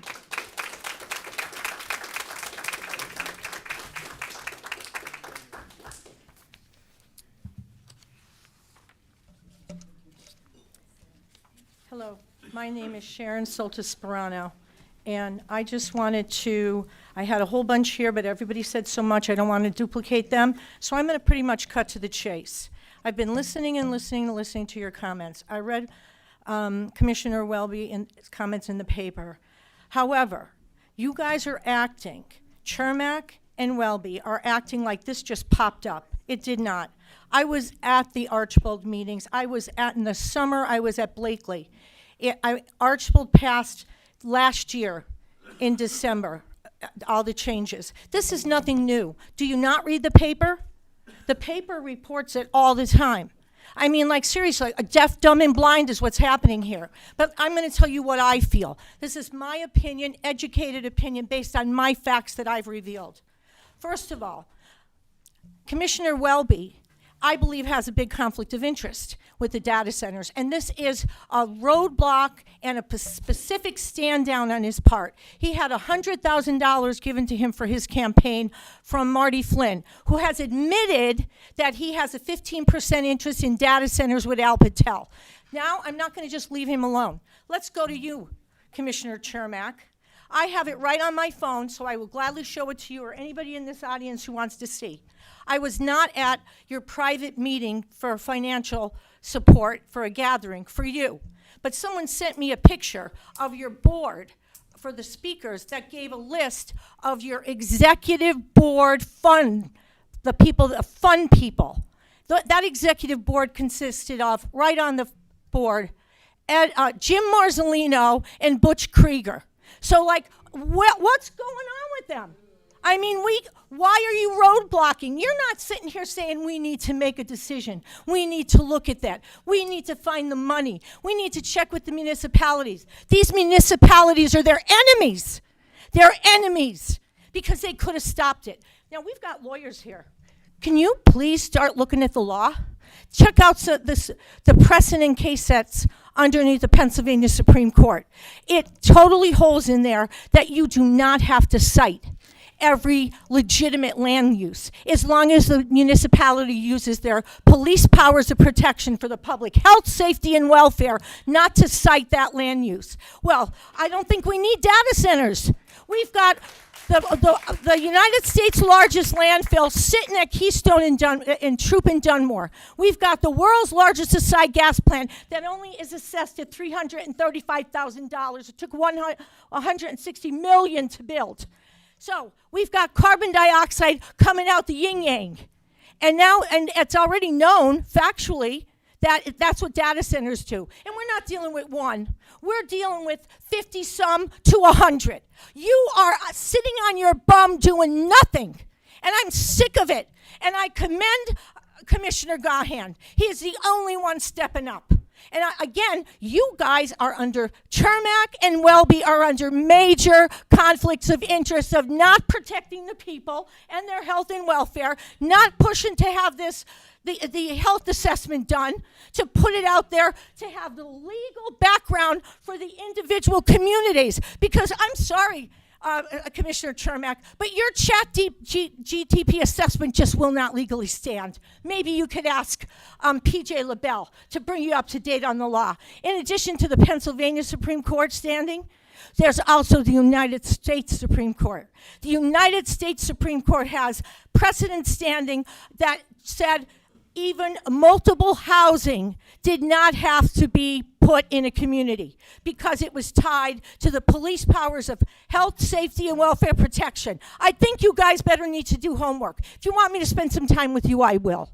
Now, I ask you to vote for this. Stop the delay. We're beyond critical mass. This didn't happen yesterday.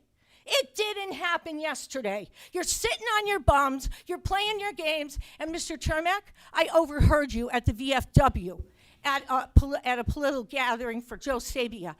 You told a gentleman, I was 2 feet away from you didn't see me because there was a little wall like this, I was behind it. You told them you didn't have to put up with Gahan much longer. You were going to the airport, and Chet Murley was taking your place. The deals are made. The deals are made. Vote for the study, vote for the people. Laugh all you want, but where's your MBA, where's your business degree? You don't qualify for that position. You don't qualify for this position. That's to be real clear, I've been against the data centers since I campaigned through my campaign. From then up until this morning, when in front of the county commissioners of Pennsylvania, I spoke out against them again. We're waiting for this study. We want to do it right if we're going to do it at all. Do it right. Go ahead, please. I'm 6'4" and she scares me too. Derek Sutcliffe, Moosic. The air we breathe and the water we drink don't care about borough lines. Right now, our local volunteer boards and small municipal councils like Archbold are being forced into high-stakes zoning battles against multi-billion-dollar developers. These developers come to the table armed with expensive, highly biased studies claiming their facilities, their massive infrastructure, and their hundreds of diesel backup generators will have zero impact on our communities. When a local municipality tries to say no to protect its residents, they're immediately threatened with devastating lawsuits. Developers claim local denials are arbitrary or unsupported by evidence, Our small towns simply don't have the taxpayer dollars to hire top-tier medical experts, environmental engineers and hydrologists to fight back. That's why we need a county-wide study, and that's why we need you. I've heard the hesitation that counties shouldn't interfere with local zoning autonomy, but a county-wide study doesn't dictate local zoning, it empowers it. By commissioning a rigorous, independent, county-wide environmental and health impact study, you're creating an unassailable evidence toolbox. Local municipalities can formally adopt your county study into their official hearing records. It gives them the legally bulletproof, independent scientific data they need to withstand developer lawsuits and make informed, defensible decisions. This is especially critical when we look at water. Data centres are notorious water hogs. A single large-scale data centre can consume millions of gallons of water every single day just to keep its servers cool. In times of drought or high heat, this places an astronomical scale on our public water systems and our local aquifers.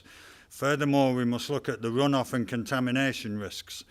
These facilities require sprawling footprints of impervious surfaces, acres of asphalt, concrete and roofing. When torrential rain hits, that water doesn't soak into the ground. It floods our stormwater systems and rushes into our local creeks and rivers, carrying toxins with it. Even more terrifying is the threat posed by the thousands of gallons of diesel fuel stored on site for backup generators. A single spill, a single leak or unmonitored runoff can permanently devastate our local watersheds. If one municipality approves a project that contaminates an aquifer or dries up a shared water table, the neighbouring towns suffer the consequences. A local borough council can't easily test or map an entire regional watershed. They don't have the jurisdiction or the funds, but the county does. By funding a comprehensive baseline water and air testing initiative as part of a county-wide study, you can map our shared aquifers, analyse current stream health and calculate the cumulative drawdown capacity of our water table. When a developer claims they won't harm the water, our towns won't have to take their word for it. They can point to the county's independent studies and say the science says otherwise. Commissioners, investing county resources or allocating environmental grant funds into a comprehensive data centre impact air and water testing study is the single most cost-effective action you can take to protect your constituents.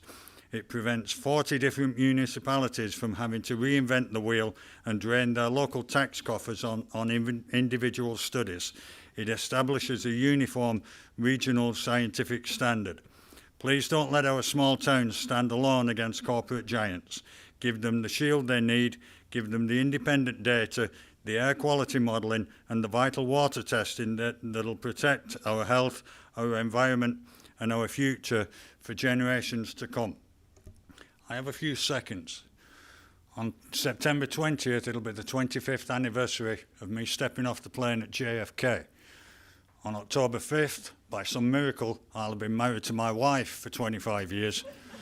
And on March 22nd next year, my twins will be 25 years old. I always figured I'm going to die here. And I've lived here longer than I lived in the town I was born. I'm quite fond of this valley, and I like it the way it is. Please help us out.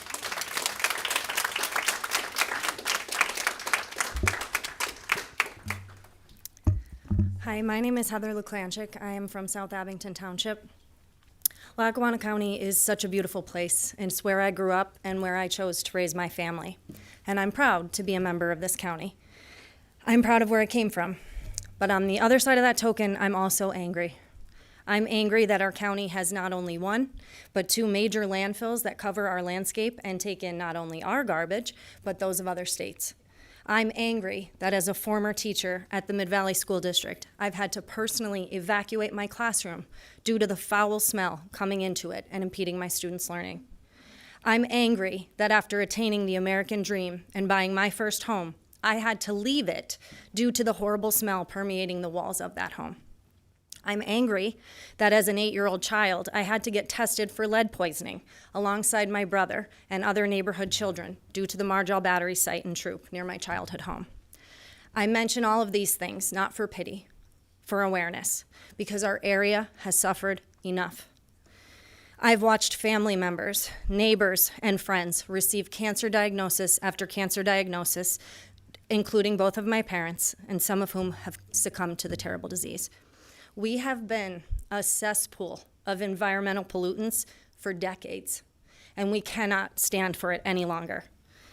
As someone who has followed politics since I was a kid, this is the one issue I see that has overwhelmingly united all parties.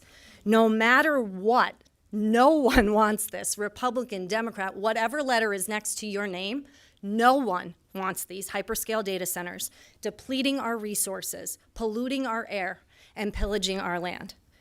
And I don't know if any of you have been to local council meetings or zoning meetings, but I can tell you, as the constituents, we do not trust the people in office. We have sat there and watched them vote against the overwhelming wishes of everyone in those seats. So we need help here, okay?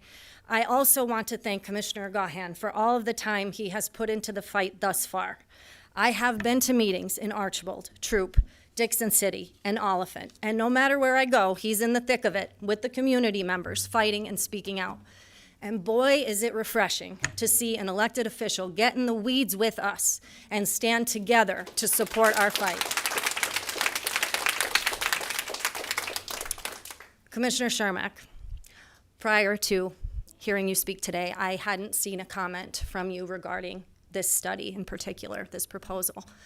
But what I heard you say made me kind of, my skin crawl a little bit about using AI, only because I've watched the Wildcat Ridge hearings, and that would get torn to shreds.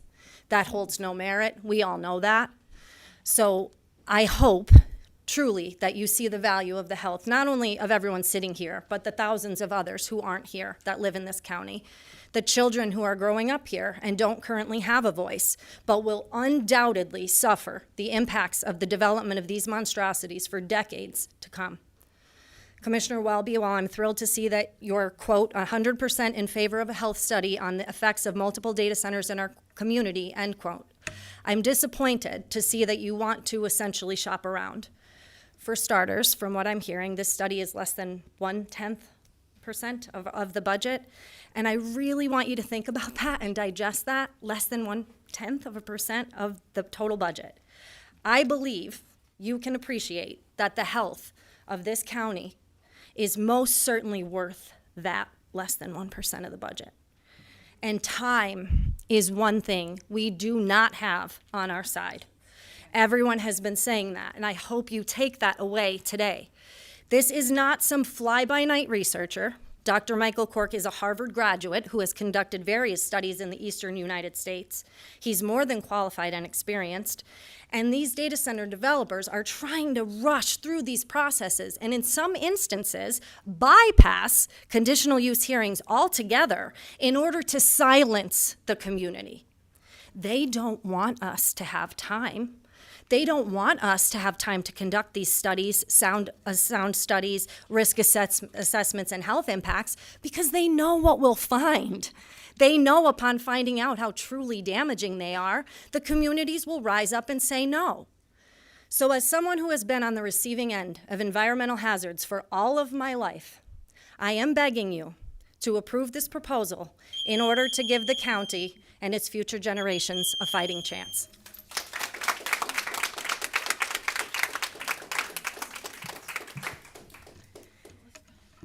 Hello, my name is Meg Noodleman. Do we actually know what the cumulative health impacts will be before we allow one of the largest concentrations of data centers and power plants in Pennsylvania? Because now all the data centers have to bring their own power plants. We already have Lackawanna Energy Center, which is the 4th largest greenhouse gas polluter in the state. So today, major industrial projects are proposed in Archbold, Jessup, Oliphant, and Dixon City. Each is being reviewed separately, but air pollution, noise, traffic, public health do not stop at the borough lines. And also, Newton Ransom's having proposals in Browndale. I know they're not in Lackawanna County, but the Newton Ransom ones directly borderline and will affect Scranton and Old Forge. But because we live in an inversion, weather, topography, all that moves when it moves, like over the other areas of the county, and all that sits in our valley basin when those pollutants are sitting, okay? So the people of Lackawanna County all breathe the same air. The Pennsylvania Department of Health reports that approximately 9% of adults in Lackawanna County have asthma, and about 1 in every 9 students have been diagnosed with asthma. And our county's COPD hospitalization rate exceeds the state average. Heart disease, diabetes, and cancer and respiratory illnesses already affect thousands of our neighbors here. So now consider what is being proposed across our county.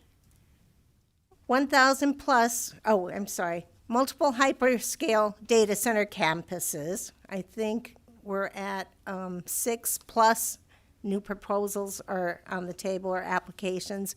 1,000 plus backup generators, years of heavy construction traffic, expanded electrical infrastructure, and new natural gas-fired power plants. We need this study to see how the cumulative effect of this industrial boom will add to the health burden already present in Lackawanna County. Each project may meet its own permitting requirements, but no one is evaluating what happens when they all exist together. This is why Lackawanna County should commission a comprehensive county-wide health risk assessment before additional approvals move forward. The study should answer the questions every resident deserves to know. What are the combined health impacts of emissions from multiple facilities?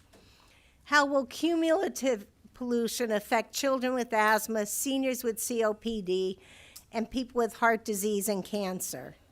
What are the long-term impacts on neighborhoods, schools, parks, and healthcare resources? There's currently a shortage of hospital beds, and if anybody's been in the ER, people sit there for days waiting for a hospital bed. Now, could you see when there's going to be more people entering the ER with respiratory diseases? And the mortality issues go up too. And what happens during emergency conditions, which now the DOE, an emergency I'm putting in quotes, when backup generators and additional power generation may be operating simultaneously simply because it's so hot and the grid is stressed, or cold weather and the grid is stressed. Then what happens? The DOE gives permission to the PJM. The PJM says, go on your generators to save the grid, to prevent brownouts. So then you have those emissions, not even the air permits no longer apply. I also ask that the county please fund this study, which is for the health, safety, and welfare of all the Lackawanna County residents. Please do not ask our boroughs to contribute. Our boroughs are already operating under tight budgets while spending significant resources reviewing these complex proposals and defending themselves against developer lawsuits. That pushes them into a greater deficit.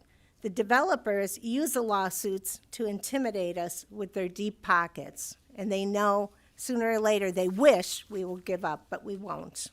Oh my gosh. Okay. Economic development can always continue after the science is understood. But if we discover years from now that we should have asked these questions first, we cannot give the people their health back. Thank you.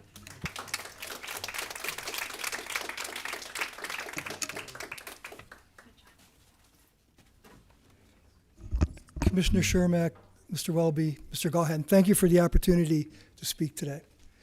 I am not here to criticize today or to be caustic in any way to each of you. Mr. Shermack, I want you to know I've read a lot of articles respectfully. I've done a lot of scientific research, my wife and I, everything that I've read by experts shows the harm that this will do to a community. I respectfully say that to you. I think it's really important that this health assessment is done.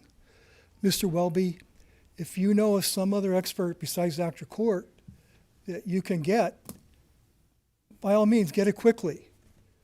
But was at the borough or the conditional hearing meeting in Archibald. I listened to that study. I consider him to be a sound expert. As Meg just said, or someone said, he's done many studies in the United States. But if there's someone else out there, great. We can't kick this can down the road. We cannot. This is serious. I deeply love children because I was a school administrator in this county. We're asking our children to bear the brunt of this decision. Think of a pregnant mother. Is a pregnant mother going to breathe in these fumes, these particulate matter that will hurt her child? Maybe not next year, 2 years, maybe 10 years from now. A young family. Are we going to ask that young family where their children are going to be harmed for all this? This is serious business. This never should have gotten this far. Never. But it has gotten this far. Children are our responsibility. No matter where they live, what the income of their family is, our children are our responsibility and what happens to them. Our most vulnerable are our responsibility. Our senior citizens with heart condition, lung conditions, especially children. The research clearly shows that these particulate matter pierces their young lungs. It's there. It's truth. You know, Mark Cuban recently said, well, I guess a few years from now, these data centers, we could use them for pickleball courts because they're all going to be obsolete. 5, 10 years from now, we've destroyed the environment. We've taken down our trees. We've possibly polluted our water. You know, I grew up in Carbondale at the tail end of the mine fire. A lot of people still live in Carbondale. They remember the mine fire. The whole west side was destroyed. Is this what we're saying now in Archibald and Lackawanna County and Oliphant and Dixon? And some of these people want to build on abandoned mines. There's something wrong. And as many people have said, these people do not care one bit about our health. Are you going to tell me, I don't mean this, you, the commissioners, that our schools are going to have the proper ventilation to keep these toxic fumes out? Our kids on our football fields, our Little League fields, recess? This is wrong. It is just wrong. You know, there's a Dr. Kohlberg, psychologist. He speaks about Kohlberg's way of making a decision for the greater good. And he has a process. I won't go into that process. But his decision-making process is, how do you make a decision for the greater good? Is the greater good money? Is the greater good health? Is the greater good waiting a long time to do something, or doing it right away so we can get the help we need? What is the greater good? It's called Kohlberg's moral dilemma. The dilemma here is the people of this county. Maybe Dunmore's not going to have a data center, but they're going to have the toxic fumes. Forest City, Carbondale, they're going to have Lakeland School District, Mayfield. They're going to have the dire benefit, the dire destruction of this. I will close with Pope Francis. Pope Francis was a leader in the environment. Because of his efforts, the climate accords were established. And he says, the universe unfolds in God who fills it completely. Hence, there is this mystical meaning to be found in the leaf, in a mountain trail, in a development, in a dewdrop in a poor person's face, standing on a Weststruck mountain. We cannot separate this experience from God. Thank you.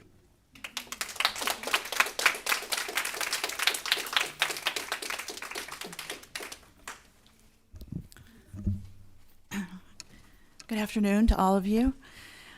My name is Karen Timmons. I live at Foxtail Circle, which is in the Highlands development right at the beginning of the development, right across the street from the Stayback Park, and what I would say in the middle of the sacrifice zone, which is how I perceive myself and my immediate neighbors, because for many different reasons, primarily the fact that we live within 1 mile of all of the proposals that have been placed, including the gas power plant, 1/4 of a mile from that in Archbold. So I started out about a year ago, and I was very concerned because the person that spoke before Jim, Meg, she's my neighbor and friend, and I realized that she has severe asthma and that all of this air pollution was going to be a big problem for her. She lives right across the street from me, and in her backyard, Project Boson is supposed to be set up back there, which is, when she sits on her back porch, she's looking at Project Boson. So I started going to the meetings, I started getting more involved and educated myself, and I suddenly realized that I was really concerned about the Foxtail Circle because most of us are over the age 65 and most of us live with chronic health conditions.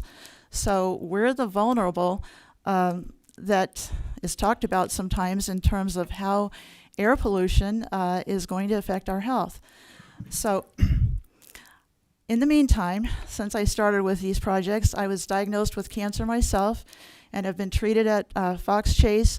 And I learned from the doctor and some of the nurses there that Lackawanna County has a high burden of cancer, which I might have heard before, but that really hit me because the person that just talked is my husband. He's been treated for kidney, prostate cancer, now myself, breast cancer, lots of different skin cancers. So I said, oh, this is real. This is something that I need to look at the whole county.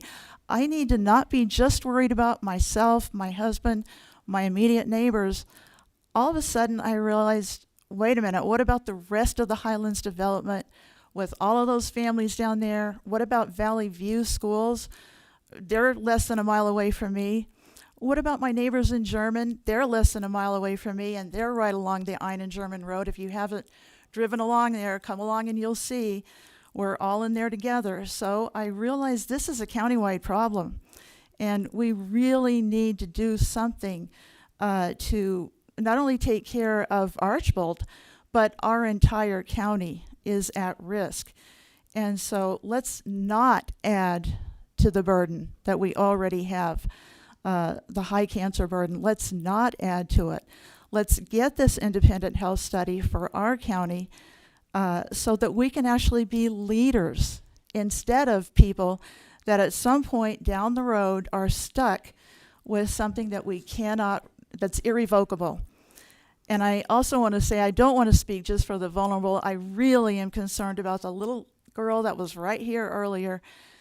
Those are the people, that's the next generation and the generation after that we are responsible for. It's our responsibility to keep this county safe for her and for her siblings and for all of your children and grandchildren. That is our responsibility. And I beg you to please consider the fact that when you hire somebody like Dr. Cork, I'll conclude by just telling you 4 quick things that I learned by just listening to him. He said, if you can't do anything else, if you can't stop the data centers, here's 4 things you need to do as a community. Quantify the health impacts. Make sure you get the best, cleanest technology available. And that's not that easy to do after listening last night.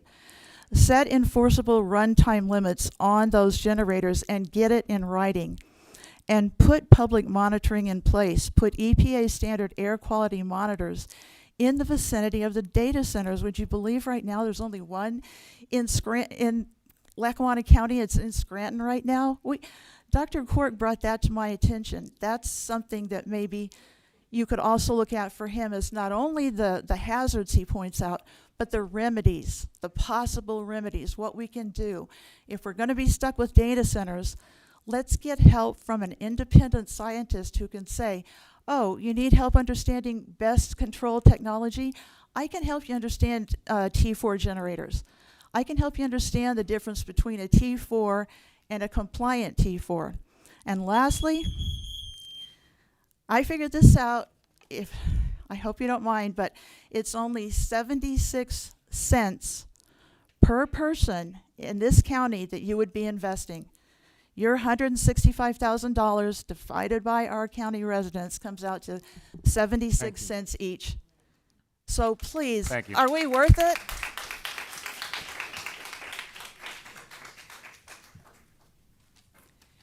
Good afternoon, Commissioners. My name is Kathy Moran. I live in Archbold, and I am here today to support Commissioner Gahn's cumulative health impact study regarding proposed data centers and power plants in our county. I have been attending Archbold data center hearings for months now, and I have listened to a quality expert who has no financial interest in the proposed data centers or power plants. The alarms have been raised, and not just for Archbold. This is a county-wide problem, and I cannot understand anyone not seeing the need of an environmental study before data centers and power plants engulf our county and bring health problems to all who live and work here. To anyone who says we cannot afford to do it, I say we cannot afford not to.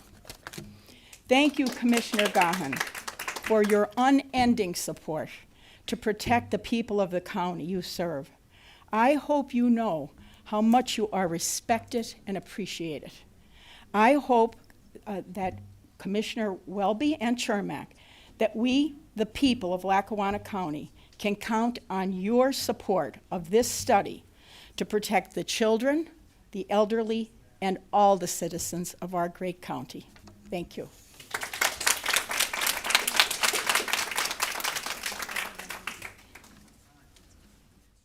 Good afternoon, Commissioners. My name is Dr. Melanie Davis Harrison, and I am a biostatistician. I have an undergraduate degree in biological anthropology from Penn State, and my doctorate is in biostatistics from the Medical University of South Carolina. I grew up here. I lived in Charleston for 8 years, and then I moved back, and I'm raising my family here. I would consider my area of expertise within biostatistics to be geospatial statistics, essentially the intersection of where geography and health align. I am a map maker. I have done topography and basically everything with geography and health. I would first start off by saying, if you're wondering if these proposals and this heavy industrialization with data centers is harmful, I would urge you to have listened to Tamara's and Kaylee's and Eileen's cracking voices. It's already harmful. The harm is already being done by just having this invasion and this inundation here. These people aren't getting their time back. They're stressed. They're not sleeping. So are these proposals themselves harmful? Yes. Will data centers that are built be harmful to public health? Yes. You don't need me to tell you that. You don't need 1,000 years of graduate school to tell you that. Everyone here feels it in their gut. It's very, very, very obvious that these things are bad. My understanding is that you want to quantify exactly how bad it is. It could be. It will be countywide. I completely support that endeavor in the sense that, as people have said before, these pollutants don't adhere to artificial man-made boundaries across boroughs, even across counties. So I completely support the study being done at the county level. I will tell you, and this is why I'm nervous, because it's not going to be unpopular. I don't believe that Dr. Michael Cork is the person to do it based on my attending the Wildcat Ridge hearings. I attend them with my husband all the time. We see Commissioner Gahn all the time. And as a biostatistician myself, there was a red flag that went up at the initial hearing that the public health data was was discussed. I'm not criticizing him personally. I'm just saying that I'm afraid that this is not going to hold up well in court if the developers get their hands on someone like me, which I would never testify for them, but is someone who is willing to poke holes in this hard, coming from a technical expertise standpoint. I will say that the developers at Wildcat Ridge have no idea how to poke holes in it from a technical expertise standpoint. My concern is that Dr. Michael Cork got his doctorate a year ago. He has never worked really in his field. He is a postdoc, and coming from expertise, postdocs typically qualify for a lot of financial assistance and attending conferences and things because they're assumed to be amateurs, new kids on the block. He is asking you to pay him $165,000, which broken down by person in this county, I got the statistic, right? That's actually an average person in Lackawanna County. It would take them 4 years to make that. That's not nothing. Yes, he did get his doctorate from Harvard. He is employed by Harvard as a postdoc. So that is actually his full-time job. So his dedication to this project is not a full-time job. Assuming he would do 20 hours a week, you'd be paying him $460 an hour. Harvard, prestigious institution, pays him about $40 an hour to be a postdoc. Why is Lackawanna County going to pay him 10 times that? In my opinion, this is like a natural disaster occurring, people being vulnerable, and other people trying to sell them gas for their cars at $30 a gallon. We are vulnerable. This entire county is vulnerable because of these data center proposals. It is an absolute invasion. There are predators. There are vultures coming as data center developers, their attorneys, their experts. I would just caution the commissioners to be attentive to vultures on the other side who are also looking to make a lot of money from how vulnerable we are. That's my opinion as just a person in this county and also a biostatistician. Thank you. Thank you.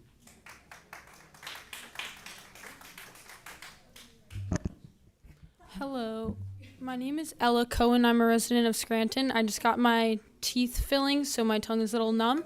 Pardon me, but yeah, I came back from school this summer, driving on the KC Highway through our area, and I've been devastated looking at the tree cuttings that have already happened, and the place that I grew up in, the place I call home, being so environmentally devastated. And then I think going to these different meetings and seeing the health impacts, the health ramifications of what is also happening is just, it's nauseating, it's sickening to me. And people have talked about it for all ages. I think being 19 years old, I'm thinking about where I'm gonna, place roots one day, and it's really saddening to see that this area has so many of these data centers coming in and placing such a burden on our health for someone 19, someone 1 year old, and someone older. So yeah, I also would urge, I'm grateful for the consideration of our tax dollars in this $165,000 proposal, but I also do urge, this is very time sensitive. Even Troop a few weeks ago passed their data center ordinance. Archibald has been in this fight, as well as other boroughs, so I do urge just that people do, that you consider this in a time sensitive manner and not get caught up in the bureaucracy of it. And then lastly, to the comment by Mr. Shermack that everyone is using AI, I would like to respectfully disagree with that. I personally do not use it in any way that I am intentionally aware of, and I think I kind of do resent the idea that we just all have to lay down and we have to use this thing, we have to just, and also I've heard a lot of people say it on the part of young people, that we all are just, gonna have to accept this, and I think it also contributes to a lot of lethargy in government, that technology is just here to come, we have to accept it. So yeah, I would like to say I think I'm not including myself in that generalization, and I think a lot of other people and a lot of other young people would not consider themselves in that generalization.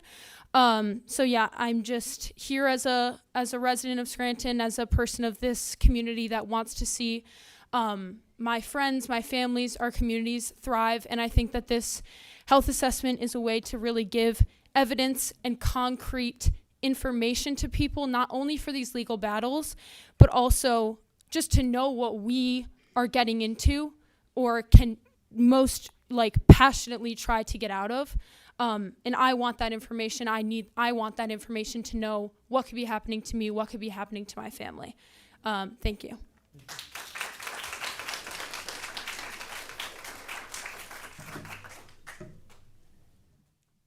Hi, my name is Elizabeth Dutka. I'm here in support of the health assessment. I'm from Springbrook Township. And it seems like the taxpayers here and across the county are in support of the assessment, and really what's more important than our community's health and wellness. We already know there are terrible environmental impacts these data centers cause, and if the environment isn't healthy, then the people won't be healthy. These huge corporations are bringing these data centers here to surveil us, collect our data, to figure out how to take more of our money on top of destroying our environment and health. They suck up all of the resources from our communities that they can, and then they leave for the next one. And what are we left with? We're left with these huge abandoned shells of buildings and a destroyed environment and sick people. So please, enough is enough. Let's get this study done. The time is now. We can't wait because they sure aren't waiting. Thank you.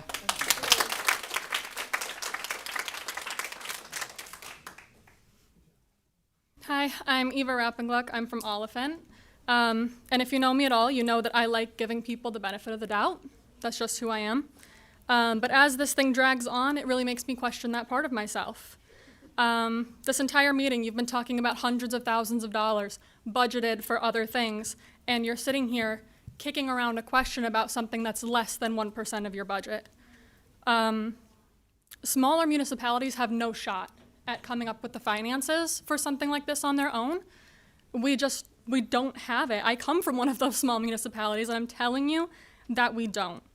To my knowledge, this is a months-long process. We don't have that time either. You don't like the price or the person that Commissioner Gahan is bringing. So have you researched any other options aside from asking ChatGPT? No. So that's a no. We, the people, should not be standing here throwing research at you hoping that it sticks. That's your job. Yes. Your job is to research. Your job is to do the research and make the best decisions for our communities, not us. This is do or die. The state is not coming to save us.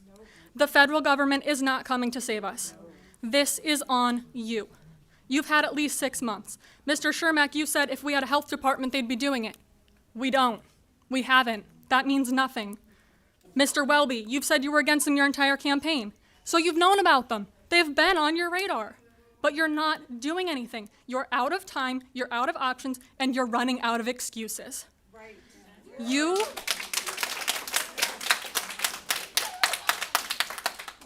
could be the champions of this entire thing, protecting the people, and you're throwing that away in the name of penny pinching. This is not the time to be cheap. You want buy-ins from our towns, but what about the municipalities that don't care? The ones that won't buy in? I ask because it's my personal opinion that I live in one. Out of all of the things that money has been burned on in the last 5 to 10 years, I think the health of every person in this county is worth more than that. More than $165,000. That's my 5-year-old daughter sitting in that corner. She's worth more than $165,000.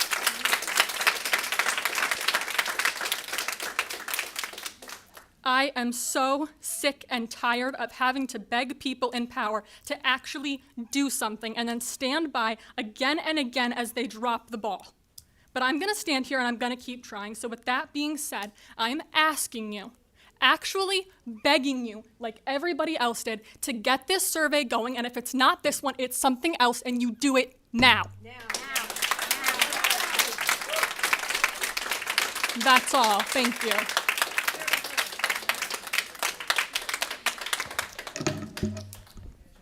Good afternoon, Commissioners. My name is Kim Noodleman, and I'm from Archibald. And as you can see, we are very passionate people. I'm here to support an independent countywide health impact assessment. I live in Archibald, but this is not just an Archibald issue, as you can see. Data centers are trying to invade Lackawanna County. Air, noise, traffic, and emergency response impacts do not stop at township borders. The potential health effects of large industrial data center campuses and their associated power generation extend well beyond one municipality. This assessment needs to be done. It must be accurate and independent.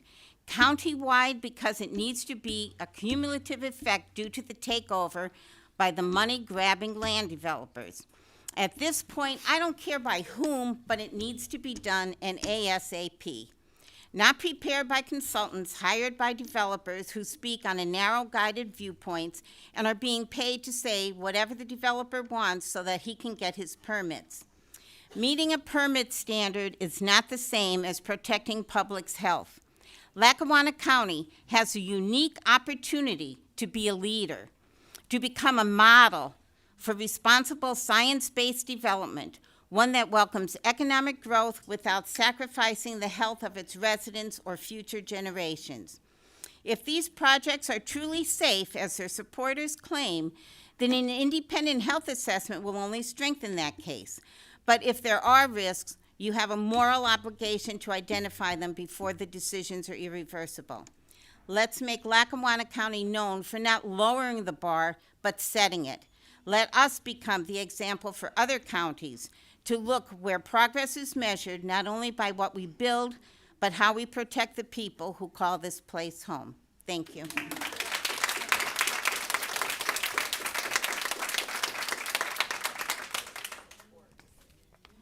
I think I'm last. My name's Kathleen Evanina. I'm from Oliphant. I'm a family nurse practitioner, and I have 2 doctoral degrees. So I did want to say that it is really important for us to do a health assessment and to get this underground and underway as soon as possible. These companies that are coming in that are looking first just to get the land and clear it off, and then to harvest it out for other people to come in and start building these data centers is happening quickly, and so we need to react quickly. We need information, we need data, we need information so that we can protect ourselves and the health of our communities. A lot of people have talked a lot about the different kind of air quality issues and things like that. I took the time to do a briefing for you, which I will not read, I will leave this with you, on noise pollution. And I also took the time to do alternatives to large-scale greenfield data centers, which means that they're cutting down trees and getting rid of our natural resources just to flatten the earth in order to build buildings. So I'm going to leave these with you, but as a family nurse practitioner and understanding how the environment really does impact our health, we all have to live here. And I think that's why there's so much passion, there's so much anger, and there's so much just feeling like they don't know what to do and how we can do this, because some of us own homes here. I actually own my home outright here. And I'm in Oliphant, and I'm up by the Casey Highway. So I am like right up there by the Mid-Valley School and things like that. There's a whole development up there of people. And so, and a newer development. So we just have so much to lose. And your help, and even with Mr. Shermack, I appreciate that you took the time to actually look up the information on the health effects that these data centers can have, because that's what I heard.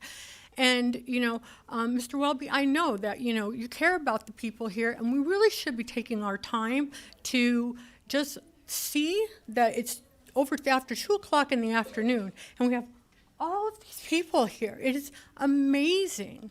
And this is a turnout that you probably haven't seen before, because that's what all of us are concerned. It's because it's our home.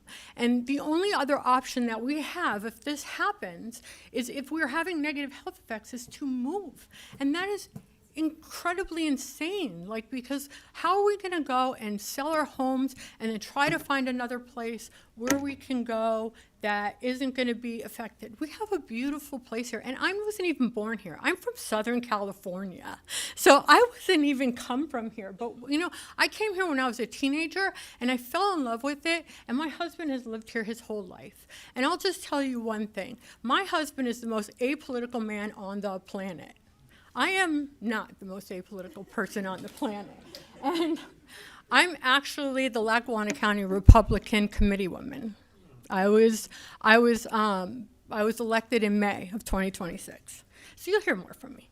But, and he comes to the meetings, he's really actually worried about this. So this is not a independent, Republican, Democrat. This isn't the issue. The issue is, this is our home. This is your home. And we should all really care about not only where we live, but the people surrounding us, our loved ones. My son and my daughter live here in Lackawanna County.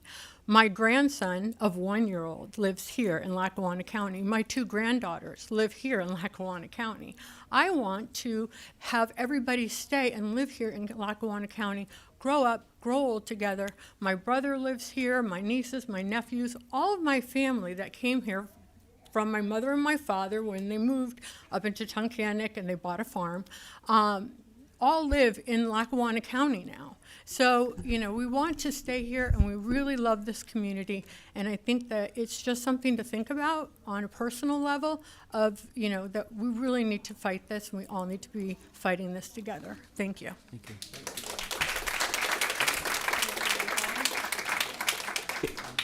you. Before the next speaker, I just want to say something really briefly, just to make sure that everybody understands. One of the speakers that got up, and I can't remember her name, said that we would essentially just be paying Dr. Cork, I think, $450 an hour. That's not true. The proposal is to pay a group. It's a group of health professionals and scientists and doctors from Harvard. And one of the women that is part of this team is, and the founder and chief scientific advisor is Francesca Dominici. She's the Clarence James Gamble Professor of Biostatistics, Population and Data Science at the Harvard T.H. Chan School of Public Health, the director of the Harvard Data Science Initiative at Harvard. She's a member of the National Academy of Medicine and of the International Society of Mathematical Statistics. And in 2024, she was named by Time Health as one of the most influential scientists in global health in the world. So I just don't want people to get the idea that we're just paying some random guy, $450 an hour. That wouldn't be appropriate. We're paying for a group of health professionals and scientists to do this study, not just one person. Sorry, thank you.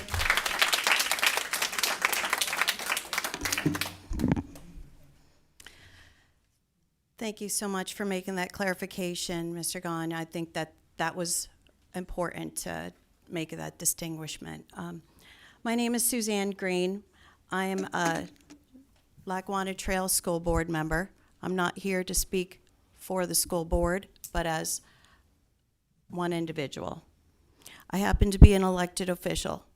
I'm sworn to uphold the Pennsylvania Constitution, and so are the elected officials here in this room.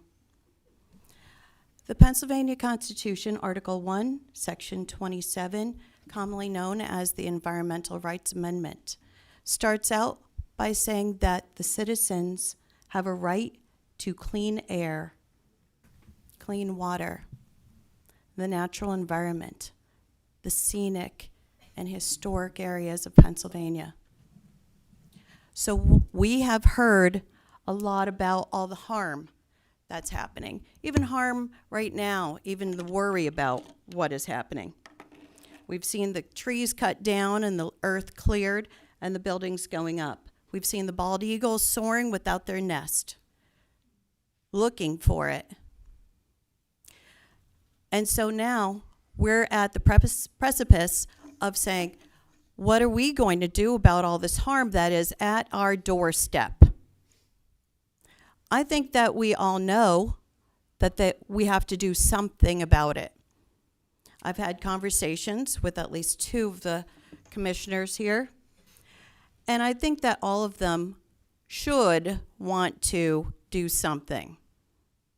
We all remember, well, maybe most of us that are old enough to remember, driving down 81 and smelling rotten eggs because there was a dump on fire. We remember that there was contamination in Troop. One of our passionate speakers actually told us about having to get tested for lead. Do we want that again, Mr. Welby? Do we want to have to go back to contaminated Lackawanna County that both of you and I remember as children? Do we want that to happen again to our future generations? Mr. Shermack, do we want that to happen to our future generations? No. I think that that should be a resounding no. I have asked personally to have a resolution put onto this agenda to at least look at what other programs might be available if this program is not appropriate. However, I do think it's appropriate without looking at the entire thing. And where's the money? Mr. Bulzoni actually stated we have new revenue of $100,000 for those tax credits, prorated for this year, $100,000 next year as well. We have the money. And then we also heard about air quality monitoring systems, only one in the entire county. We have capital improvement money that's sitting there. I think that Mr. Bulzoni said $15 million. Why aren't we using that to monitor the air in all spaces in the county? We have a responsibility to uphold the Constitution. I'm an elected official, you are too. I want to do my part to make sure that our students in our schools have clean air to breathe, fresh water to drink, and a good environment where they're not getting contaminated when they go to school.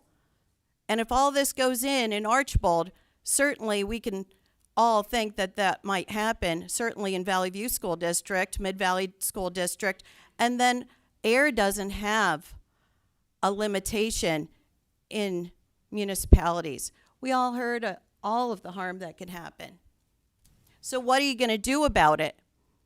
Like Sharon said, don't just sit there and do nothing. Mr. Welby, we need to have a resolution.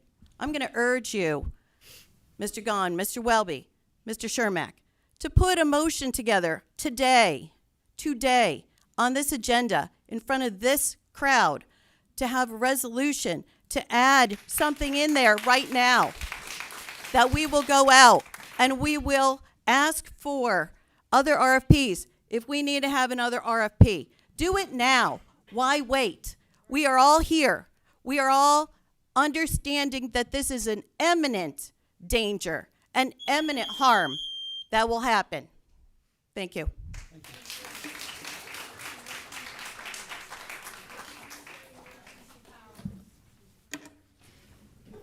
Do you have anyone else who'd like to address the board?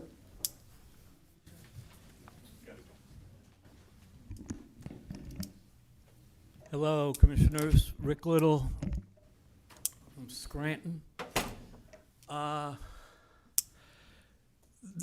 These data centers have been coming down the pike for a real long time, and I think it's the timing of all this. You know, after the whole, carbon dioxide is going to kill you, and the Green New Deal, and all of a sudden, we got the data centers and all the fears of everything.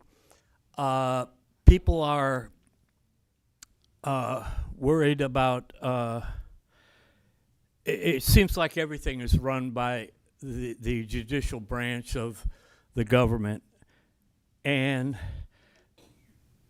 the Harvard guy, I don't have a lot of confidence in Harvard anymore. supposedly Obama went to Harvard and Paige Cognetti went to Harvard. My grandfather went to Harvard.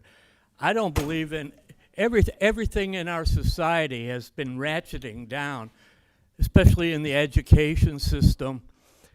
There are forces that want to destroy us. And I agree with the last speaker. You got regular government, judicial, executive, and then the Congress up at the federal level and the state level. But at our state level, the guy at the very top, it's pretty well documented that he's been $20 billion from the people that want to build the data centers, Amazon, Meta, and everything. And the municipalities and the counties, through all their home rule and everything, the constitutional part of it is out the window. You read the PA Constitution, and like the speaker before said, wants clean air, clean water, clean energy. And who's the trustee of that? Well, you're the trustees. You're the representative trustees, so there should be something. There should be something today. I said in the beginning, you know, when I first heard about this Archibald thing and all these, you know, unknown LLC lawyers approaching them, immediately I'm thinking, yeah, that's how they built Disneyland in Orlando, Florida. No one who knew what these people were, who they worked for. They're buying, you know, farms. They have a lot of money. These are globalists that are trying to destroy our entire country. And if you're, so the main thing I want to say is you should make some sort of revolution, as vague as it is. You have the power to do that. And then it always becomes like we need a study. And I don't believe Harvard anymore. And then the argument is, you know, like who pays for the... There's a woman named Erin Brockovich. I think she would be the best Has anybody looked into her organization of everything having to do with data centers? Because she's been through it before. And I believe that this area has been targeted. They knew what they were going to do 50 years ago. You know, I felt like a fool. I found out that, oh, Lake Scranton, it isn't owned by the city of Scranton. Hardly anything's owned by the city of Scranton. And then you got the whole greater Scranton and the Chamber of Commerce. Nothing anymore on the municipal level or the county level is connected to constitutional governance. And that clause in the PA Constitution, you know, the people that are trying to come in here, they know what they're doing. And they've already ripped down the trees. And the people that rip down the trees, they get they're the vendor that gets the contract to rip up the streets in Scranton. It doesn't make sense. You have to say something that hands off. You can't just you have to. The data centers will kill you. We learned what kills you going through the whole COVID thing. I don't want to get into all that, but you know. There's a lot of things that are killing people, like that sound. Thank you. There are people to speak before the board. Commissioners' comments? Thank you. I just have a couple comments. And before I make my comments, and I'm going to be brief because I want to respect everybody's time here as we're getting close to dinner time. Mr. Timmons, who I see a lot at the Archibald Data Center meetings, made a comment earlier that reminded me that I should say this before I speak. Before I give my comments, I want to make sure everybody understands. I have a great deal of respect for all of the commissioners. I do not want to come off as combative. Sometimes I think I do because I'm so passionate about this issue. But I'm just speaking so passionately about this because I've been at these meetings. I've talked to literally hundreds of people over the last year, and I feel extremely strongly about it. So what I'm going to say today, again, I will say with all due respect to my colleagues and to everybody in this room. Before we talk about dollars or studies or consultants or data centers, I want to ask a question that was posed today that I hope every person can answer honestly in government, whether it's here or across the county or across the state. What is more important than the health of the people of Lackawanna County? For months, I have heard people ask one question over and over and over again. What will all of these projects, all of the data center proposals and the power plant proposals mean for our health? Not one project, not one power plant, not one data center, all of them put together cumulatively. And that is exactly why I asked Dr. Michael Cork and his team of scientists and public health professionals to prepare this proposal that I sent to my colleagues here on July 20th for their review and comment. This is an independent scientific assessment that would inventory every proposed data center and power plant, estimate emissions from each facility, model how pollution moves across Lackawanna County, quantify cumulative public health impacts using EPA tools, identify which neighborhoods bear the greatest burden, and provide this board and the public with independent science. And again, as I said earlier, we're not just paying Dr. Michael Cork $450 an hour, and I'd have to look at it, but I don't even think that amount is accurate. We're paying for a team of public health professionals, scientists, and doctors at Harvard to do this. I didn't pull this group out of thin air. It was actually brought to me by Meg Noodleman and by Karen Timmons, so I thank them for that. This group has done work all over the country, looking specifically at the effects of data centers on the health of the public. So instead of guessing, instead of speculating, instead of relying on developers and their half-baked promises, we would actually have an independent report, which is so important. The other thing I want to make clear, and if we get this on the agenda, you will see the proposal. They usually charge $40,000 to $60,000 per site. There are now 14 proposals, so we're actually getting a pretty big cost savings here. And I have been on the phone with Dr. Cork. I have an email from him, I think just from yesterday, and I'm supposed to talk to him again tomorrow. So they are doing their best to work with us in terms of the finances. As I said, several weeks ago, I brought this concept to my fellow commissioners. I explained exactly what I wanted to accomplish, and I was given the green light to obtain a proposal. We talk about RFPs and RFQs. I asked, is it appropriate for us to get a proposal? Yes, it is appropriate because this is considered a professional service. If I wasn't given that advice by our solicitor and given the green light from my colleagues here, then I wouldn't have wasted anybody's time.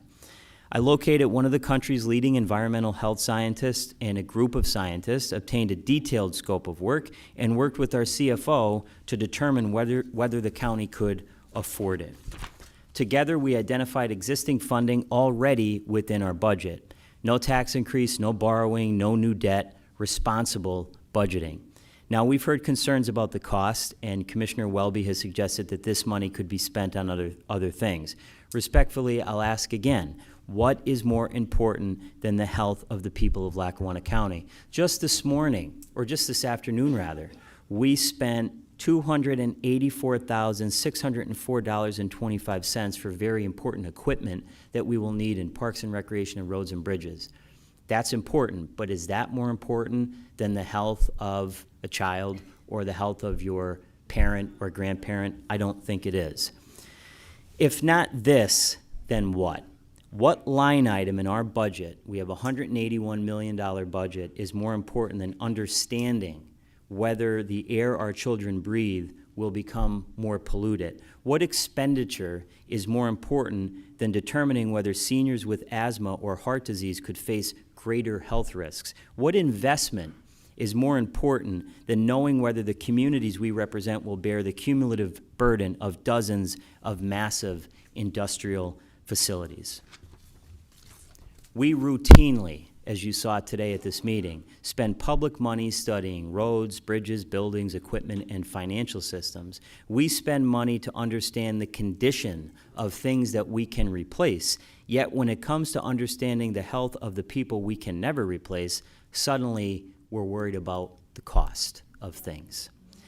Government, in my opinion, exists first and foremost to protect the people it serves. If we are unwilling to invest in understanding the health impacts of one of the largest industrial transformations our county has ever faced, then I have to ask again, what is more important than our health?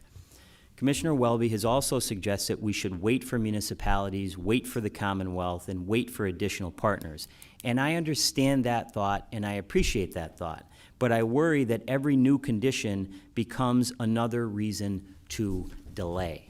The projects are moving, the permit applications are moving, the zoning hearings are moving, development is moving. If these projects are approved, the pollution will not wait for another funding partner, and neither should we.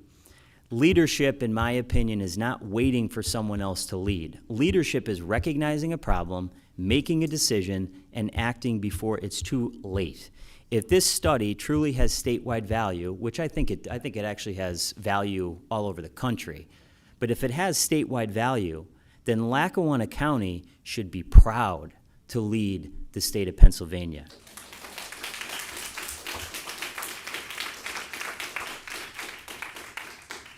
Not wait for someone else to go first. If the state wants to participate, that's wonderful, but why should the people of this county have to wait for someone else to decide whether their health is worth studying? And as I said, and Commissioner Welby noted, we were at a county commissioners conference this morning, and they had a session on data centers, and it was nothing more than a cheerleading fest for data center development in Pennsylvania. That gives me no faith that DCED, who I have a great deal of respect for, or anyone else is going to want to get involved in a study in Lackawanna County. And that's just the truth. I've also heard suggestions that Dr. Cork's previous Archibald study, the one at Wildcat Ridge, could simply be reused. It can't. That study examined one proposed project. This proposal, as I've said, evaluates all proposed data centers and power plants together, models their combined emissions, estimates cumulative health impacts, identifies the communities most affected, and provides the county with the scientific foundation that it currently lacks. To the residents who came here today and to those who I have met over the last year, you should not have to beg your government to study whether developments proposed next to your homes may affect your health. That should be the easiest decision that we make. I have been invited to speak not only all over the county, but all over the region. Not too long ago, I was up in Susquehanna County in a church in Montrose, and I really honestly didn't know what to expect. And I walked in, and there was probably 150 to 200 people there, and they don't even have a data center proposal. And I was talking to them and telling them what was happening down here in Lackawanna County. And I said something to them that I think really struck a nerve. I, like most of you, exist in the middle class. I have 6 children. I'm never going to be rich unless I hit the Powerball. That's not likely to happen. And the biggest asset that I have is my home. And that will probably always be the case. I bought my home in 2021, the biggest purchase I ever made, and the most nerve-wracking purchase I ever made.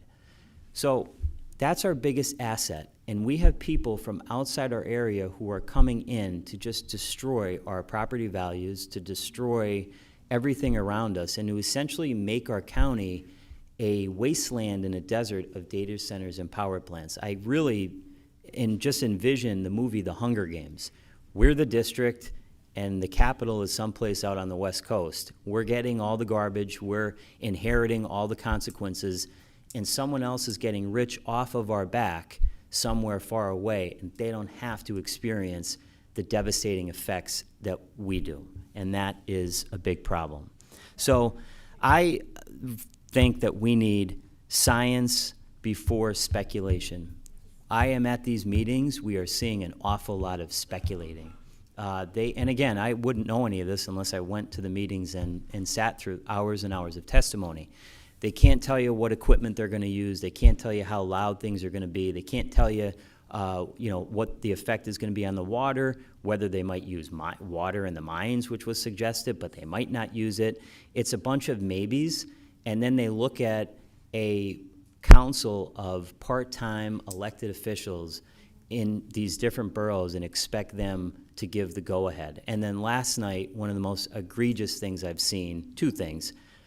They tried to get 6 out of the 7 Archibald council members to recuse themselves on making a decision for their own community. I didn't see the documentation. I'm not quite sure why they did that.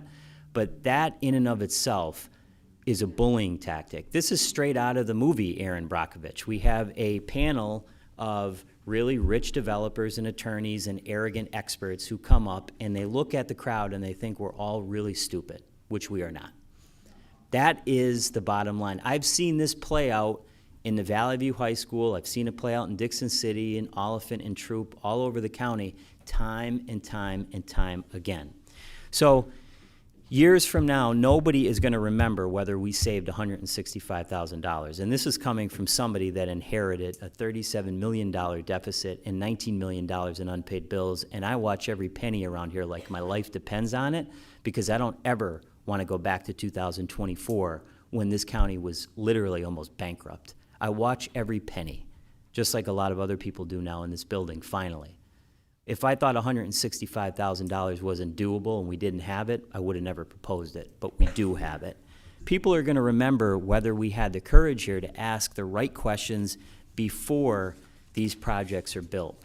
And there's one thing that should unite every member of this board, regardless of politics or ideology.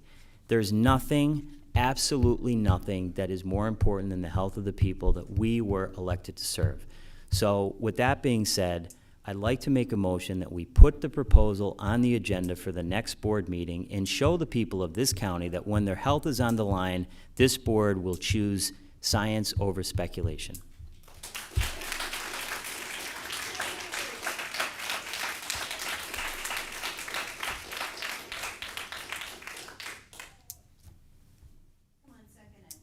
There's no saying, and staying with county policy, the agenda will be decided at the work session prior to that previous meeting.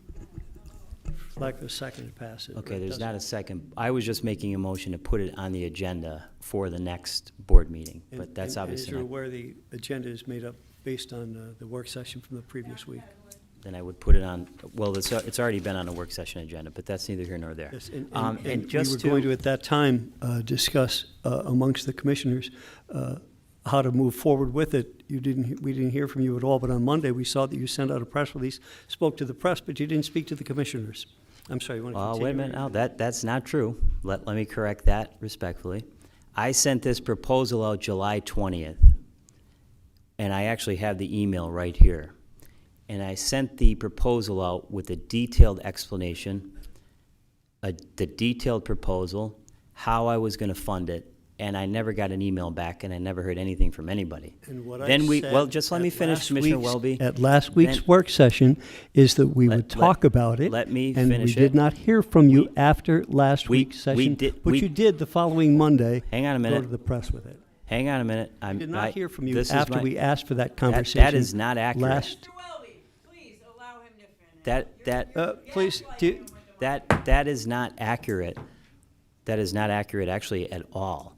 During the work session, the first words out of Commissioner Welby's mouth were, "I think we can spend this money on more important things."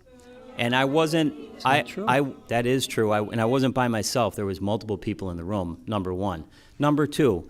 If that's the position of the other members, then that's the position, and that's fine. There's nothing we can do about that. All I did was get the approval from these two gentlemen to my left.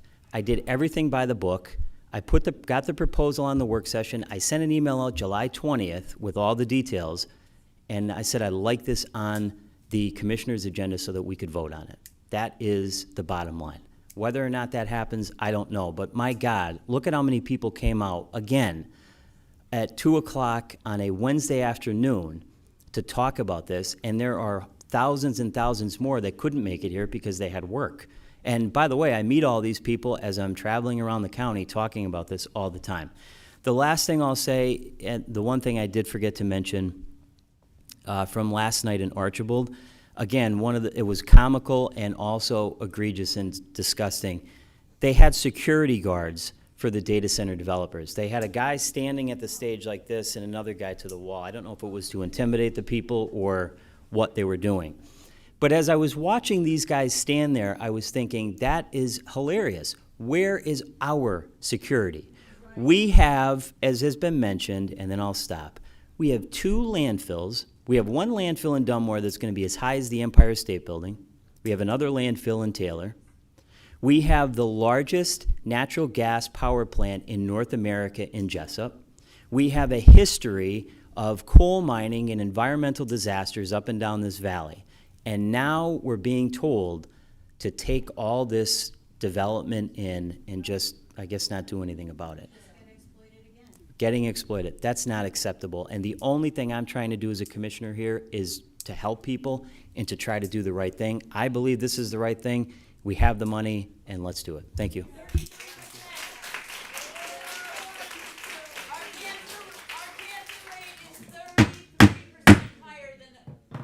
Stop, please. 33%. I'll stop when I decide.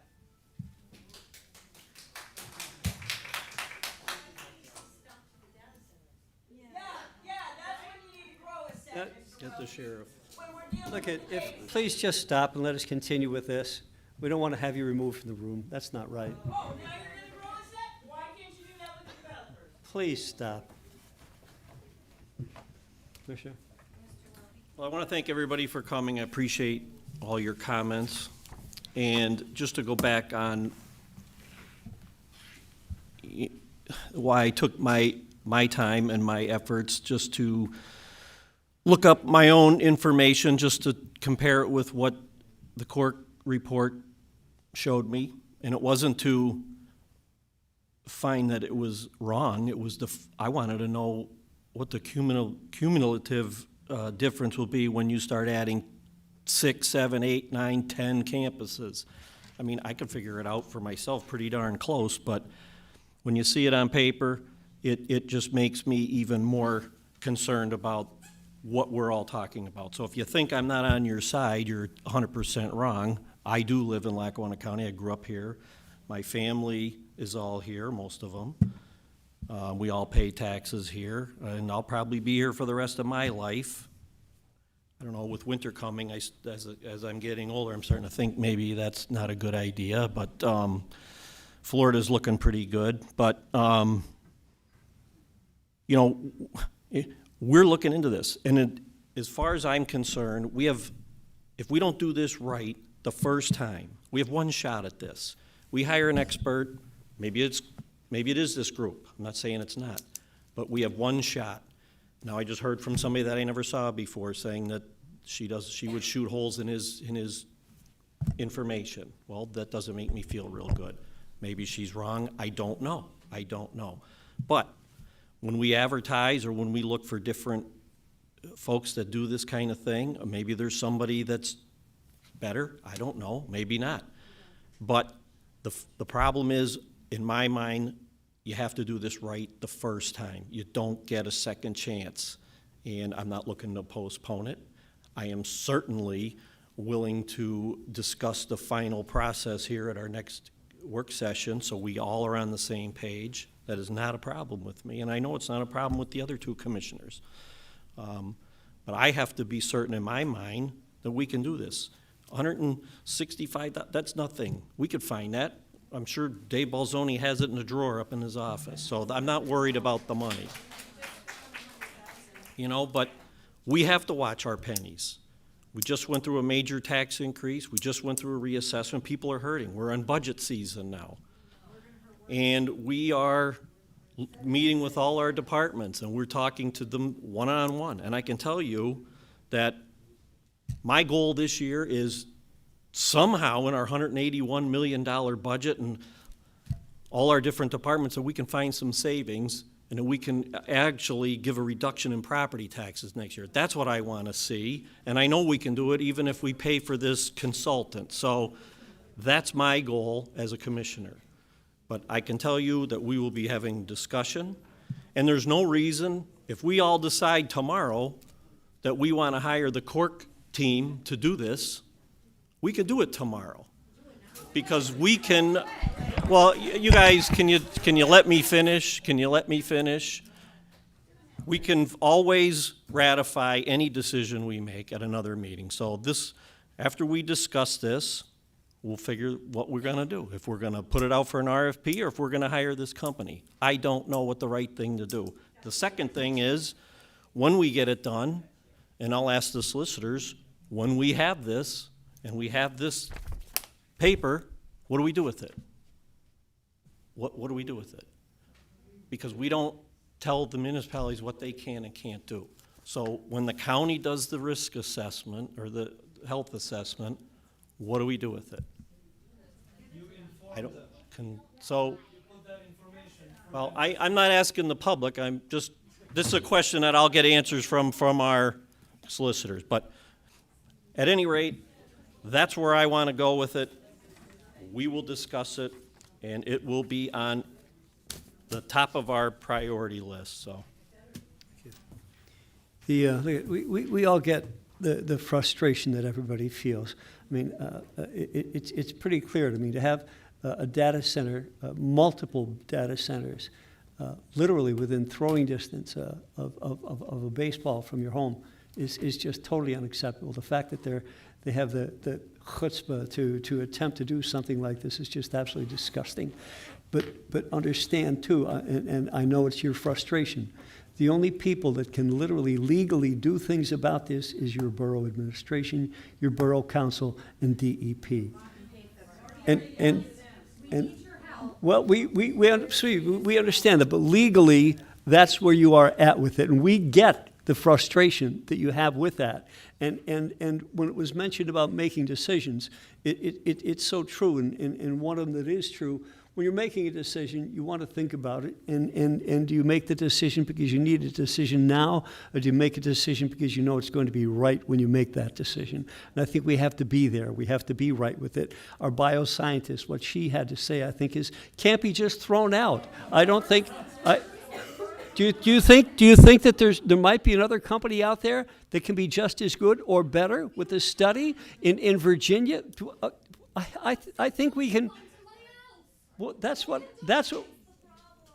we're going to do. Now, stop, please. So they are the things that we face, and we are going to make a decision one way or the other, and it's going to be the right decision. And we do have to.